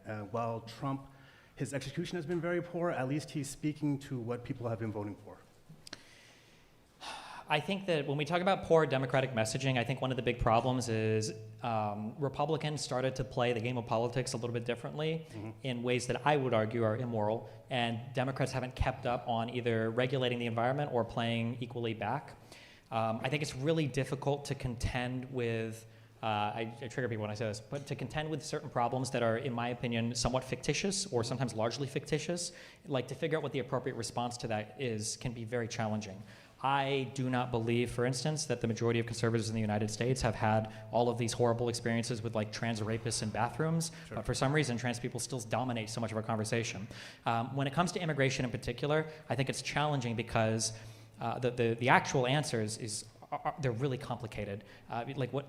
like for instance, what does our immigration system even need to look like? That's something that nobody even talks about, and I seriously doubt we could even come together and agree on what that means. What does it mean to say we have certain immigration problems, right? When there's a Democrat in office, apparently there's like a new fucking caravan like every 2 days at our border that's about to destroy the country. But then as soon as Trump is in office, I'm not hearing anybody complain about what was supposedly like the #1 issue in the U.S. And every time Trump talks about it, there were still like apparently 25 million illegals that got in. Like I don't know if they all just got bored and stopped destroying the country, or they ran out of dogs to eat, or so it's hard. Like if somebody throws up a problem like that and you don't even know how to deal with it because it doesn't even seem to be like as real as they're making it out to be, and then they run on that and they don't really do much to deal with it, but then everybody feels like they get credit for solving it. Like, yeah, that's a difficult thing. I do agree that Democrats definitely need to message better on it. But yeah, man, it's a hard one. Like, where do you even start on that? Yeah. Well, right. So I would say it's a failure of leadership if we all recognize that we are playing the same game, yet the two sides are using different rules to play that game, right? Just nice and close to the mic. Thank you. sorry. You can go right on that thing. So we don't have, people on the left don't have the luxury to be disingenuous with their positions as Republicans do. We all know that, yet they're not putting that forth and deciding on how to best utilize that. So I would say not only are Republicans better at taking their messaging and making it more digestible, breaking it down to 2 or 3 sentences that are really easy to connect with people, they're also better at follow through, or I would say not necessarily they're better at follow through, the Democrats are worse at follow through because we hold our leaders accountable, while they're able to, again, misinform their voter base and people will just eat it up. And when we talk about where we can agree on what immigration should look like, I would say, as far as I'm concerned, I would say immigration is great and we should allow as many immigrants as possible as long as it still provides a net positive benefit to the United States. And I think most people would agree with that. I don't, unfortunately. Okay. I think I would largely agree with that, depending on some things around the edges. But so, like, for instance, one thing I noticed when I listen to conservatives talk about immigration is, like, one of the biggest kind of things that you can listen for when you can tell somebody has particular views on immigration is people are very quick to talk about immigrants, illegal immigrants, and asylum seekers all interchangeably. They use all of these interchangeably. MAGA does this all the time. And sometimes through these conversations, we want to have a discussion on, what kind of class of immigrants should we let in? Does temporary protected status, should the executive be able to do this? What do you do about DACA? But sometimes it's better to just go back. I think Adam Mockler, just eviscerated Knowles on this. When I think he asked him a question about asylum seekers. If you ask Republicans, do you think people should be able to seek asylum in the United States? I think a lot of them would have a difficult time even saying yes to that. So when we realize how far back we are in the conversation, okay, hold on, you don't even think that people should be able to do this. Then it's do you think that people should be able to immigrate to the United States if they're willing to work? And it's what if it was 500,000 Mexicans? It's well, I don't know. And so it's one thing so then you have to take another step back. It's okay, what do you actually care about when it comes to immigration? Do you want there to be any immigration?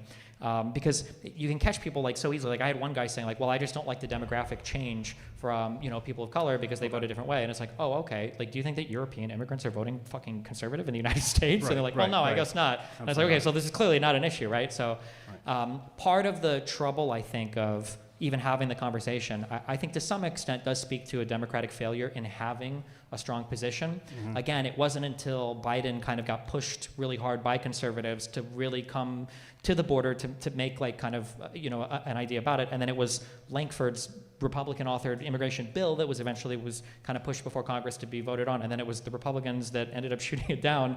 And so the Republicans have the chain the entire time, and they're leading us around in terms of how we talk about it. So sorry, that sounds really hopeless. I agree that there's kind of been a failure in Democratic messaging, but I think that, a lot of my answers are unsatisfying. The Republicans are just fucked up so much shit that it's hard to even understand how to exist in the environment. Let's say that, if we're both running for student president, and in the last election cycle, one guy was I'm going to make it so they can't assign more than 3 hours of homework a night, and you're saying, okay, well, I'm going to make it so we don't start school until 8:30 instead of 8:15.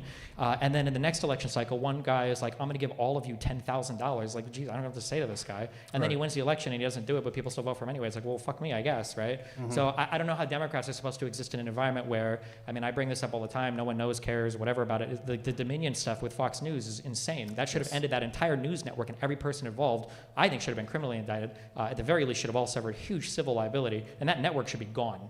But like it's continued on as the largest news network ever. So like from a conservative viewpoint, they should continue to lie and do what they were doing because they're constantly rewarded for it.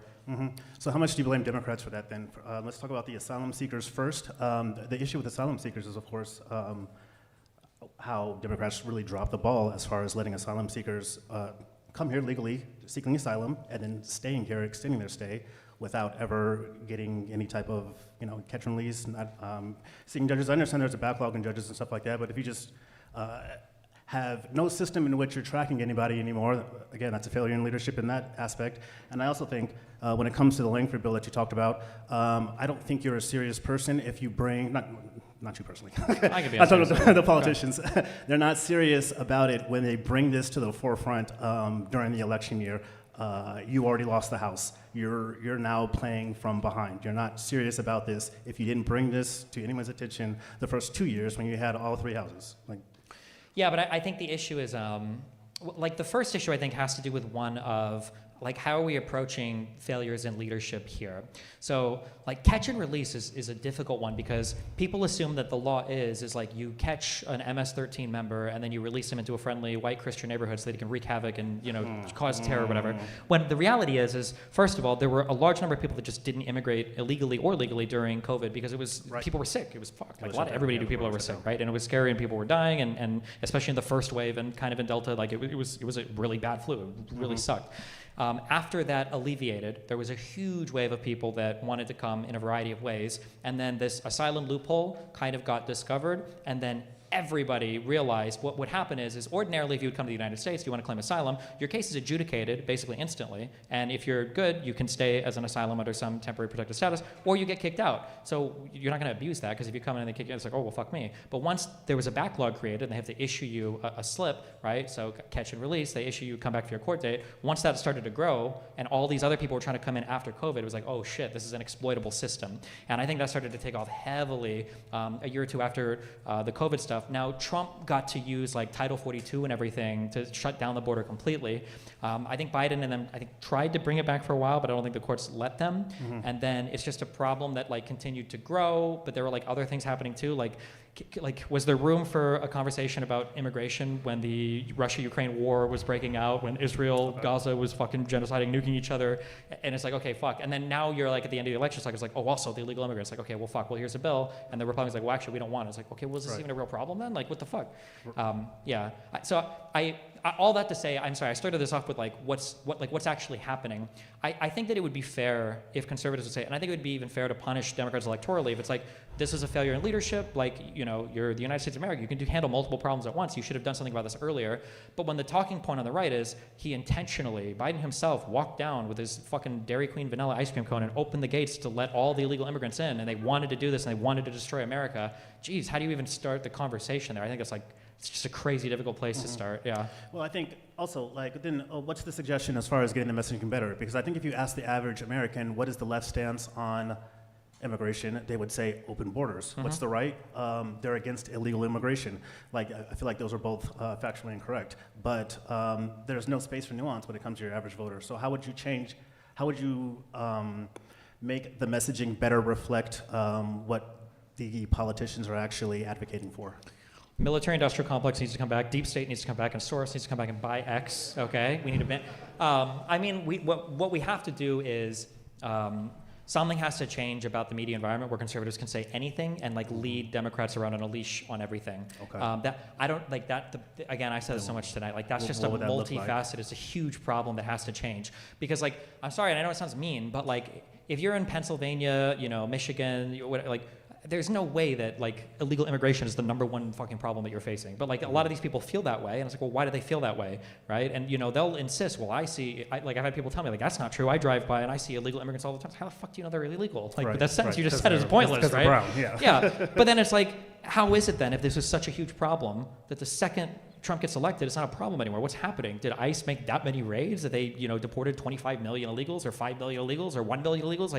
Where are they all going if I thought this was the biggest problem ever and now it seems like nobody talks about it? So then it's if it wasn't even that big of a problem, then how do you even address it in the first case when Republicans are telling you that it's the biggest problem ever?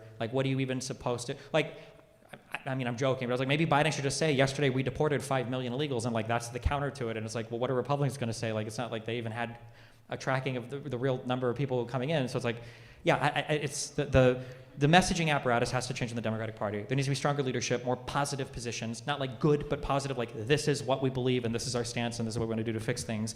And then there has to be a better media environment where it can't just be that one side can lie with impunity on every fucking thing over and over and over and over again and nobody cares about it. Yeah. Have you seen any recent stats as far as illegal crossings in the United States over the past 10 months? My wonderful president keeps telling me it's basically 0, 0, 0, 0. Well, yeah, okay, so we know it's not zero, but I mean, when we're comparing it to 2023 or 2024, we can probably both agree that it's drastically less, right? It's probably less, yeah, I would imagine, yeah. Okay. And have you crossed the border recently, perhaps? I don't know. I don't think so. Okay. I mean, I've done it, like I do it quite often. I would say this year been much easier than it ever has before. I'm not necessarily saying that's due to any like Trump's specific work. I'm sure it's meaningful. I think probably more so the last 10 months, the United States has just been a much less attractive place for anybody to come for any reason. So one thing I kind of wonder too, and there's no way for me to like actually prove this, but like sometimes I wonder, because I know it's like, and nobody's polling these people, how much does like the conservative rhetoric play into, like if you look at the numbers, we always have more attempted illegal crossings under a Democrat president than we do under a Republican president, even when the policies are relatively unchanged. And sometimes I wonder, like, are there people in South America that hear Trump say the Democrats have open borders, and then when Biden gets elected, they're all like, oh, maybe we can just go up there then. Like, do you think, I wonder, does that encourage more people to come up or not? I have no idea, but yeah, it's very frustrating to me that like supposedly these are some of the biggest problems we have, but then as soon as they get their guy elected, now these problems seem to not matter anymore. That's just very frustrating because it's like, well, what the fuck? What was Biden ever supposed to do? Like if Trump can do nothing essentially, except I guess he has an EO like limiting numbers of crossings, although nobody's going to this country right now apparently. Like yeah, I don't know, just it's a frustrating environment to be in. All right, last thoughts there, Baron. Yeah, I don't know. I guess my overall point would always be that I feel like people on the left, they just don't do a good job of picking and choosing exactly what they want their messaging to be, and the lack of follow through is just terrible. Specifically on people for the left because you have a base that will hold you accountable for your lack of follow through, and we see so many factions within the left that we necessarily don't see in the right. I mean, we see a lot of infighting over there, but they all seem to coalesce against around one candidate.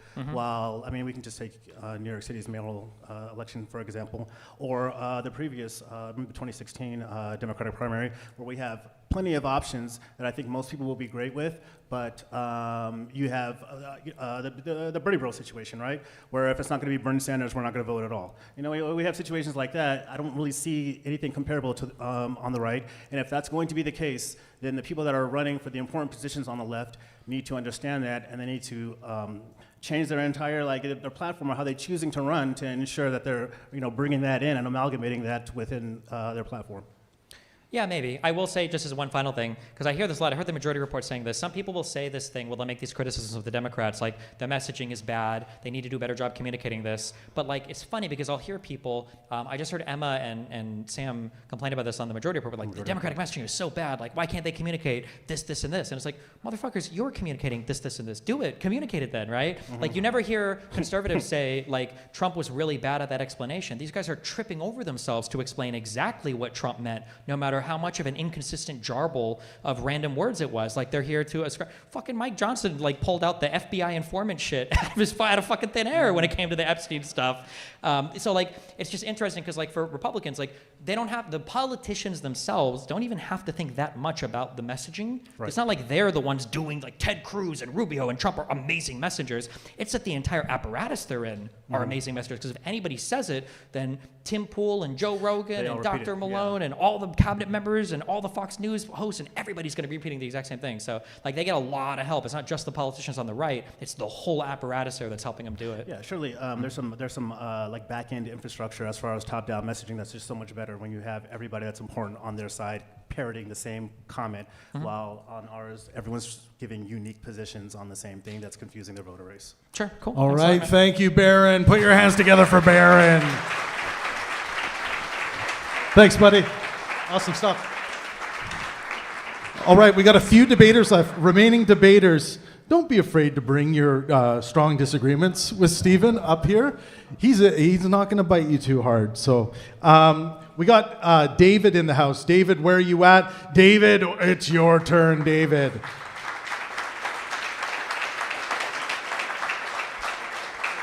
Yeah, thank you so much. Make sure you talk nice and close into the mic. Thank you. Hey, how's it going? All right. So my name is David. Actually, huge fan. Followed since StarCraft 2. I know, like another DGG you're debating, but I'm actually I am a fan, but I'm more of like a radical centrist, to be honest. I think some of the yeah, right. I know, terrible.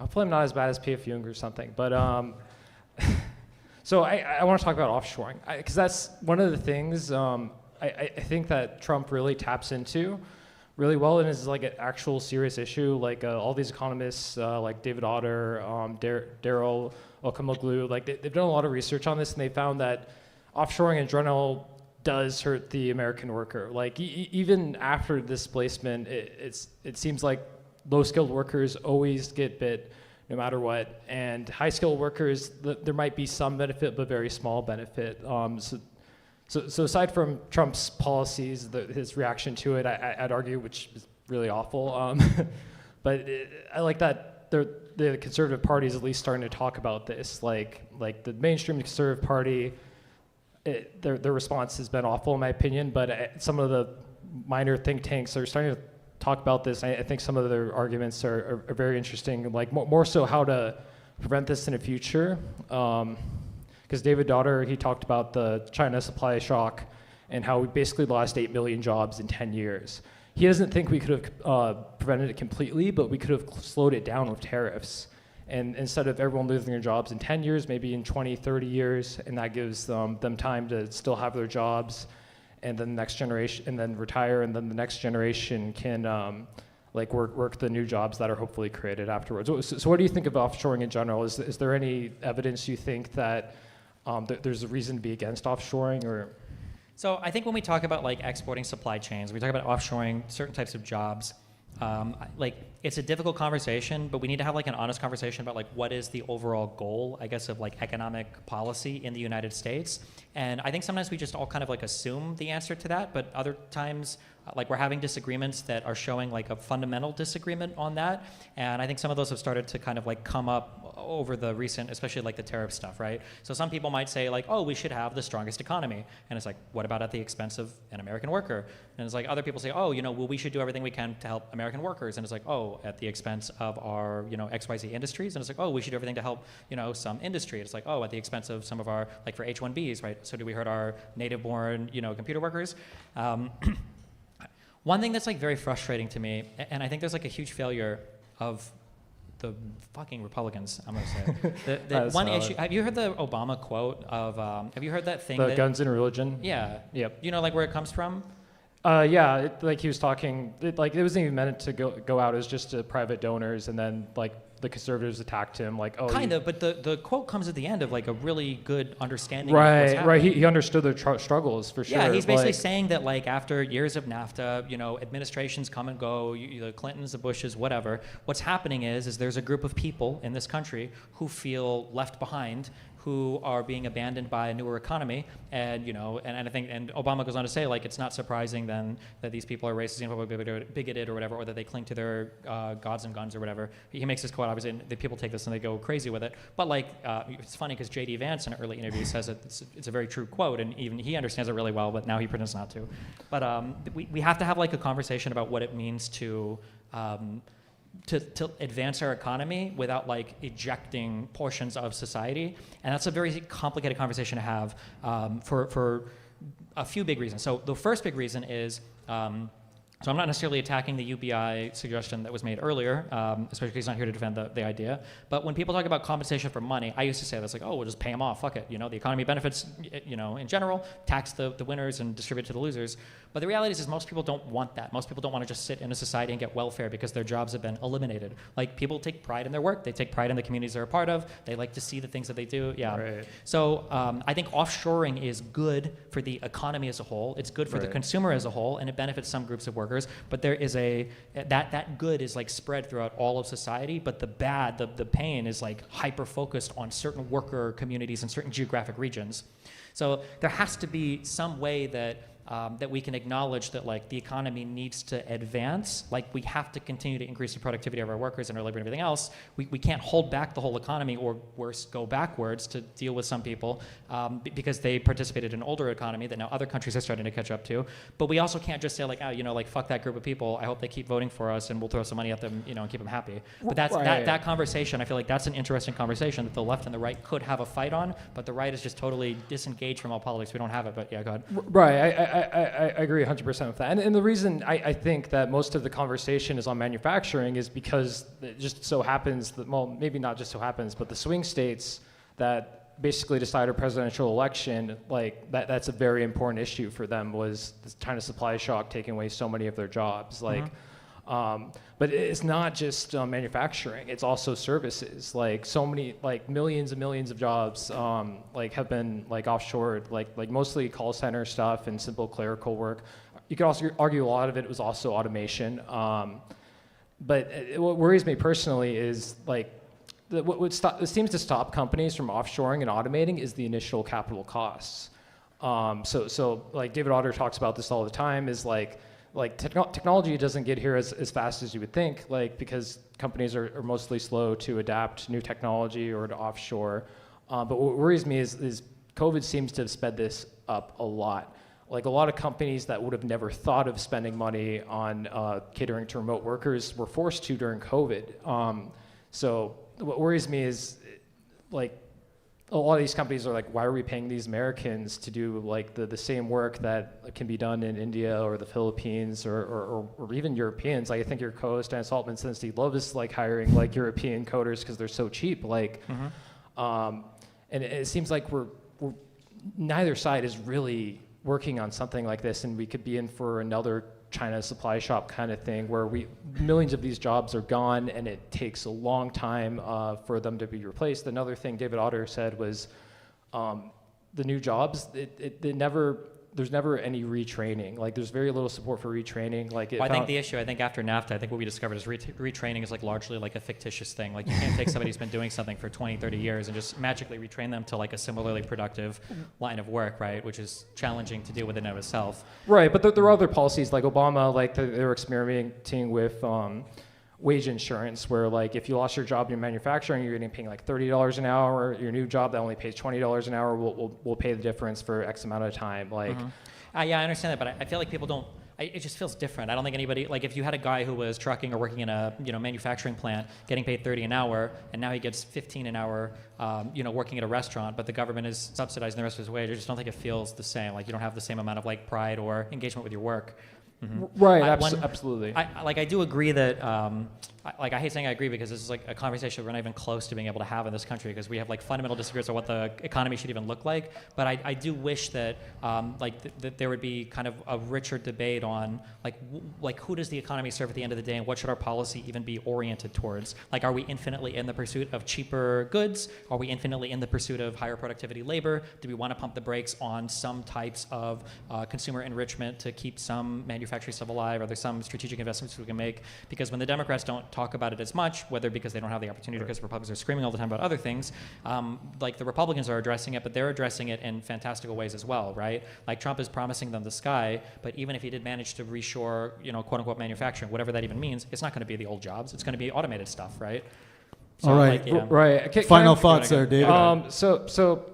Well, my personal theory of why we can't have real conversations is honestly foreign interference. Kind of what we saw in 2016, like the Steele, like a dossier, and we never really know how much interference there really was, but it appears that it's getting worse and worse. So my personal pet theory is the foreign interference, leading to everyone living in different realities, the incentives from social media to push the stuff that makes people really angry. But also it seems like Steve Bannon and the conservative media apparatus were just so far ahead of the Democrats in terms of utilizing social media. Like, what's your personal reasoning why why everyone is not able to have a conversation about politics anymore. I mean, I think that's a part of it. I think one of the issues is that like Republicans are always in election mode. Like in the Democratic Party and the Republican Party, you have your primaries, and after you have a primary, and whoever wins, everybody should support that person after they've won. That should be what you do. The party comes together. I feel like elections, in a way, are also kind of like primaries. You know, once you have two people running for president, whoever wins at that point, the country kind of should come together and. Now we're the country. It's time to govern. I think that Republicans, especially kind of in Trump 1, especially now, have completely and utterly given up on governance. So you've got the Democrats who, I would say under Biden, engaged in a lot of governance, but they weren't rewarded for it, right? So I don't even know if there's an incentive to go down that road again. So when you've got one side that's trying to govern and the other side that's in permanent on-season election mode, right? Trump is supposed to be a lame duck president right now, but he's doing like more executive orders. He's done like three times many executive orders as Biden did his whole administration right now, right? So it's like, how do you have this world where Republicans are always in election mode and they're not trying to solve or fix anything? They're just trying to like look good for fucking YouTube clips. And then the Democrats are like, they're playing a different game. And I don't necessarily think the solution is to play the same game. We have to find a way to like cut the other shit out at least a little bit and bring us all back to some kind of reality. Yeah. Right. Do you think like something like FDR did, like where I don't know, people see this as authoritarian, but when like people like Father Coughlin like were openly supporting the Nazis on the radio, like he like worked with the existing like media to make sure they don't sell him time on the air. Like, do you think like Biden should have like kind of tried to do something like, I think he tried to, but then like they brought up a Supreme Court case, I think Murphy versus Missouri or something stupid. I don't know. The issue is just that the environment is so much more comprehensive now, and there are so many more players involved. It's not just like one guy who can do something, and like you said, the foreign aspect is a big one too. So. All right, David. Thank you so much for joining us today, David. Good run. Thanks. Yep. We're going to Simon Park next. Simon Park. Come on up, Simon Park. Bring the heat. Energy.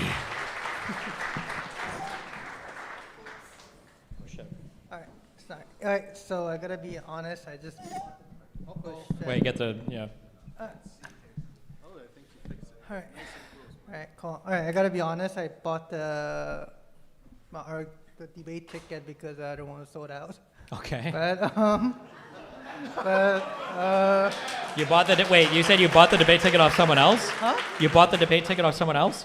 No, I went to check the event. And You bought the wrong ticket. And no. The audience ticket was sold out. I just bought the gateway one. Oh, It okay. was not sold out. Okay, all right, gotcha. Okay. Okay.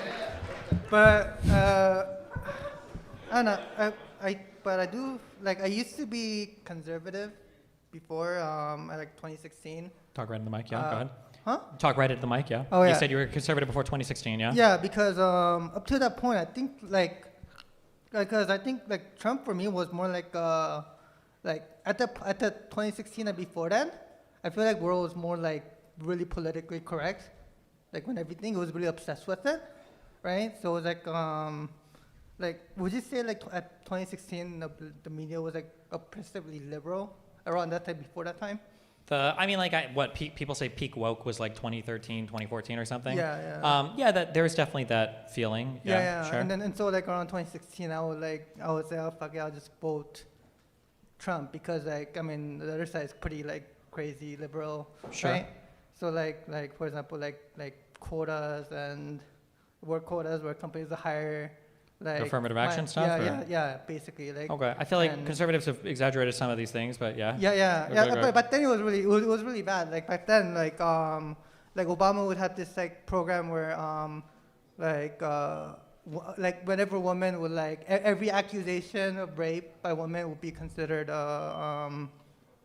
would be like taken seriously. Sure, like the Me Too thing. I mean, like, I Yeah. don't think that Obama did that. Like, he's just the president. No, he did. It was like every rape accusation has to be taken seriously, even though like That's not the worst thing in the world, right? Yeah, but it isn't. But like, maybe. But like, I mean, it actually resulted in people like getting like expelled from colleges because some woman accused them, and the college was just like, oh no, we're gonna expel you, and then later you found that there was nothing and stuff like that, and Yeah, like I mean, there were definitely issues with like the peak woke stuff or the Me Too stuff sometimes, Yeah, for sure. cancel But like culture, these all were that in stuff. responses to like real problems as well, you know, right? I wouldn't say that like all of it was horrible because like every social movement tends to go a little bit too far sometimes. But it was really bad back then. Where like I would be scared to like go. What if someone? I mean, when we say what, like, you know, so I for was instance, when we in say like it college was back then, really right? bad, So- like there was definitely some bad stuff that happened with it. Mm-hmm. But like I feel like people were sold this idea that like if you were a man and you walked into a park, that like women would flag you down as a pedophile and try to kick you out or kill you. Like I feel like, or that if you went to college as a man, like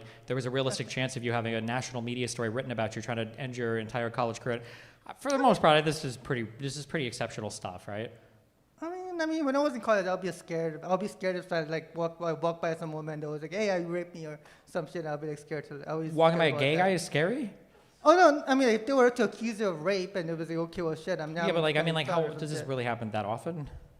I mean, you When hear I say stories that often, about I mean, it. like, heard this is like an stories about it all the time back in 20. Do what? 20 I heard stories about it back in like 2014, 2016, whatever.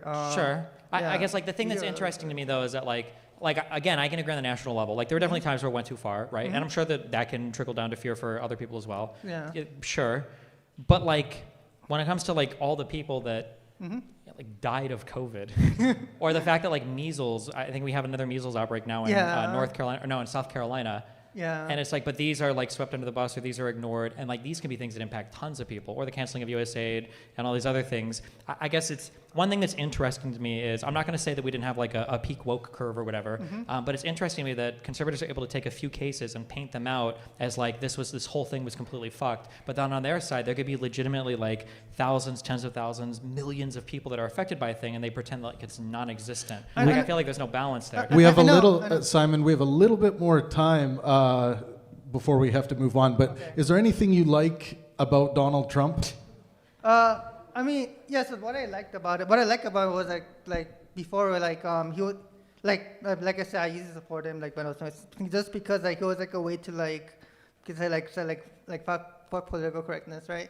Like, Sure. And then like, and it was like an outlet for that, and then I mean, recently I'm not, but I mean, yeah, that's like, Okay. like I said, I just bought a ticket because of this one out, Okay, right? well, yeah. And then, Hey, listen, you got yeah. in, so.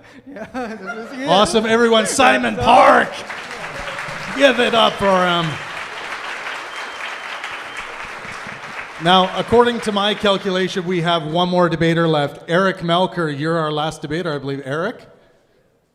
Eric? No Eric? Did anyone else buy a debate ticket that did not get to speak? Okay, then we have one more. El Rito, let's go, buddy. All right, El Rito, bring the heat. I know you can. El Rito is a Pangburn Discord member. Bring the heat. I know you got it. And then we're going to be doing the poster signing right after. Right on the mic, buddy. Thanks. All right. Nice to meet you. Nice to meet And you I've been too. listening to everything you've been saying so far. So I just wanted to ask you, right? I have a question. Like, in your opinion, what's the best thing Trump has done as president? And, please don't say, like, losing the previous election, right? Like, Am I allowed to say Operation Warp Speed? yeah. Oh, the best thing? Am I allowed to say that? That would obviously be my answer, right? Yeah, but if you can, like, justify it, right? Like, what do you think is the best thing? What is the best thing that Trump has done, in your opinion? The Operation Warp Speed is Okay. what I would say, yeah.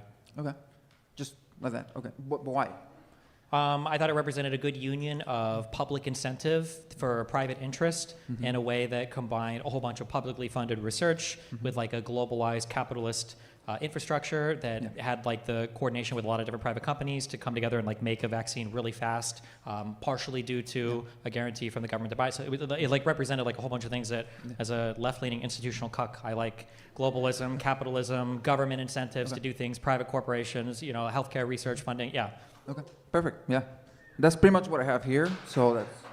I'm just kidding. And I was gonna say the Abraham Accords, right? For example, that's like maybe another thing. I don't know if you agree or disagree. I would say they were really bad. That would be my they're opinion. really bad. Yeah. Yeah, they're not going very well. But it They seems what? they're not going very well. But it seems that there's some potential there, right? No. Maybe not objectively. Okay. Not right now. I don't think that Trump has a comprehensive plan for the Middle East. I don't think. Okay. Yeah. Yeah. My issue with the Abraham Accords is I felt it was just another way to sidestep the Palestinian issue, and I feel like Israel likes to keep doing that over and over again, and it's clearly not working. So. Yeah. Yeah. Okay. Well, let's. Okay. Perfect. Then,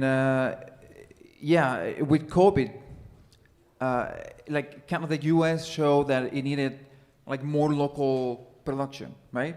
And maybe Trump, the things that are doing, Trump is doing right now, they might not be like with the tariff stuff, but it's like maybe trying to bring it back to the U.S. to have more. No, this is my issue is that like if Trump one of the worst things you can do when you try to tackle a problem is tackle a problem poorly, because then nobody even wants to look at the problem in the future. Mm-hmm. Like if we say that onshoring certain like manufacturing sectors or onshoring production of certain things is important, then we should like take a serious gander at the problem and then take a serious effort in doing something about that problem. And Trump is a deeply unserious person who is making an unserious effort to actually tackle this problem. Like the global terrorists are a nightmare. I don't even know if they're legal. I don't know if the Supreme Court could even uphold them. Yeah. And he's not doing anything on the backs of any of it. I keep hearing about this like great negotiator. What the fuck has he negotiated? He's negotiated nothing. Even his first 4 years as president, he didn't really negotiate anything.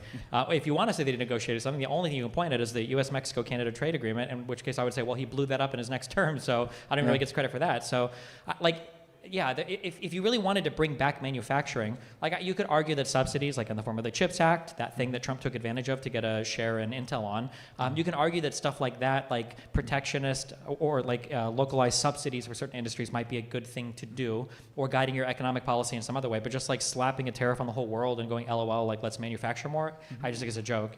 Yeah. Definitely, Trump is bringing to the table what he knows, right? I mean, whatever he was doing make him, successful, quote unquote. I mean, he's doing it in the presidency, well, the right? most success he's experienced is as an actor, so I think that is what he's brought to the table. Yeah, pretty much. So he's not. Trump is like not the grass-fed, if you will, to become, president, right? He seems like. But anyway, so just with the Venezuela thing, right? You said that it was a bad thing to blow up. The U.S. killed people, right? Like on the boat, right?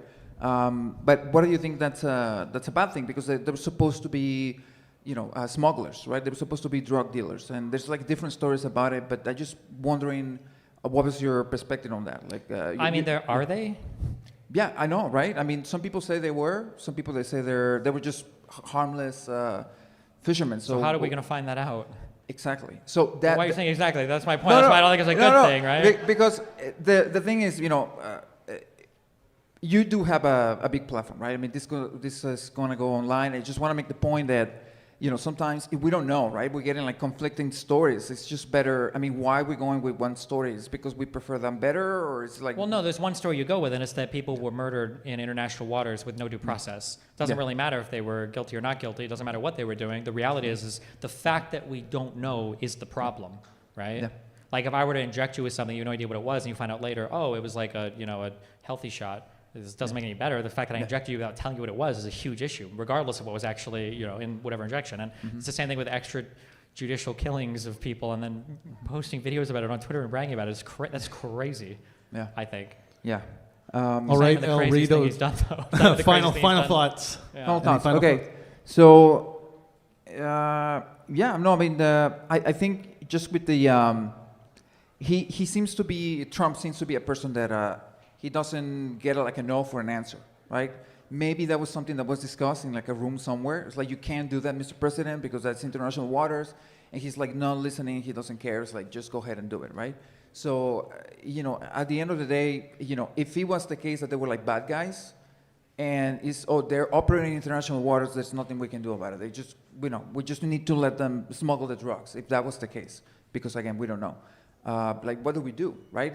Because we have, with Venezuela, with other groups who are abusing, I will say, right? Their business is extorting groups like the U.S. or Europe or whatever, right? That's their business. That's what they do. They operate. No, we have the largest navy in the world. We've got a whole coast guard. We've got states that can cooperate in different ways. We've got international pressure that we can apply via sanctions or UN stuff, or I mean, like, there's a million different potential pathways that we can take when it comes to pressuring other countries to do things. One of the interesting things that I find when I listen to, I'm not saying you're conservative, but when conservatives talk about Trump, is they speak about America like it's a very weak country, right? Like when you have a person who is constantly striking out or attacking everybody around him, the perception, rightfully so, in any environment is that's like a weak, scared, frightened person, right? That's like what a cornered animal does. Right. The idea that the United States has nothing in its basket of tools, the largest, superpower, diplomatic power, economic power, all of this, and the only thing we can think to do is blow up skiffs in the ocean. Like there must be, like it's like this thing of like, I tried nothing and I'm all out of ideas. Like there's not really, seriously, like. I don't know. That's pretty phenomenal to me. All right, El Rito, thank you so much for coming up, man. Really appreciate it. And everyone, please give a big round of applause for our man, Destiny. Big round of applause. Keep it going. Rock and roll. Well, it's that time of the evening. We're going to do the poster signing. Steven's going to meet us all at the merch table over there. Please form a line starting, right at the merch table along the back wall, and we'll build a long snake. Everyone be careful. Don't run. Please don't knock over the cameras. Careful. He's all good. He drank a little too much Coca-Cola. Let's make a line, and we're going to zip right through this.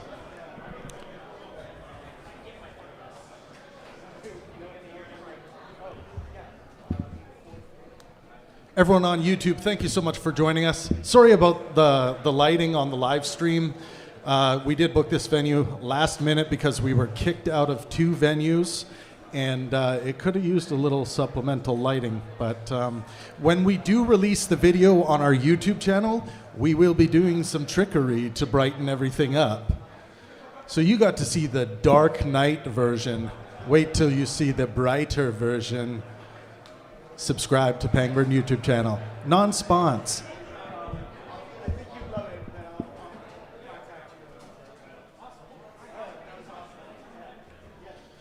Well, you guys are standing in line. I'm going to annoy you with my voice. Thank you guys so much. I know that sometimes it's a little boring to listen to the political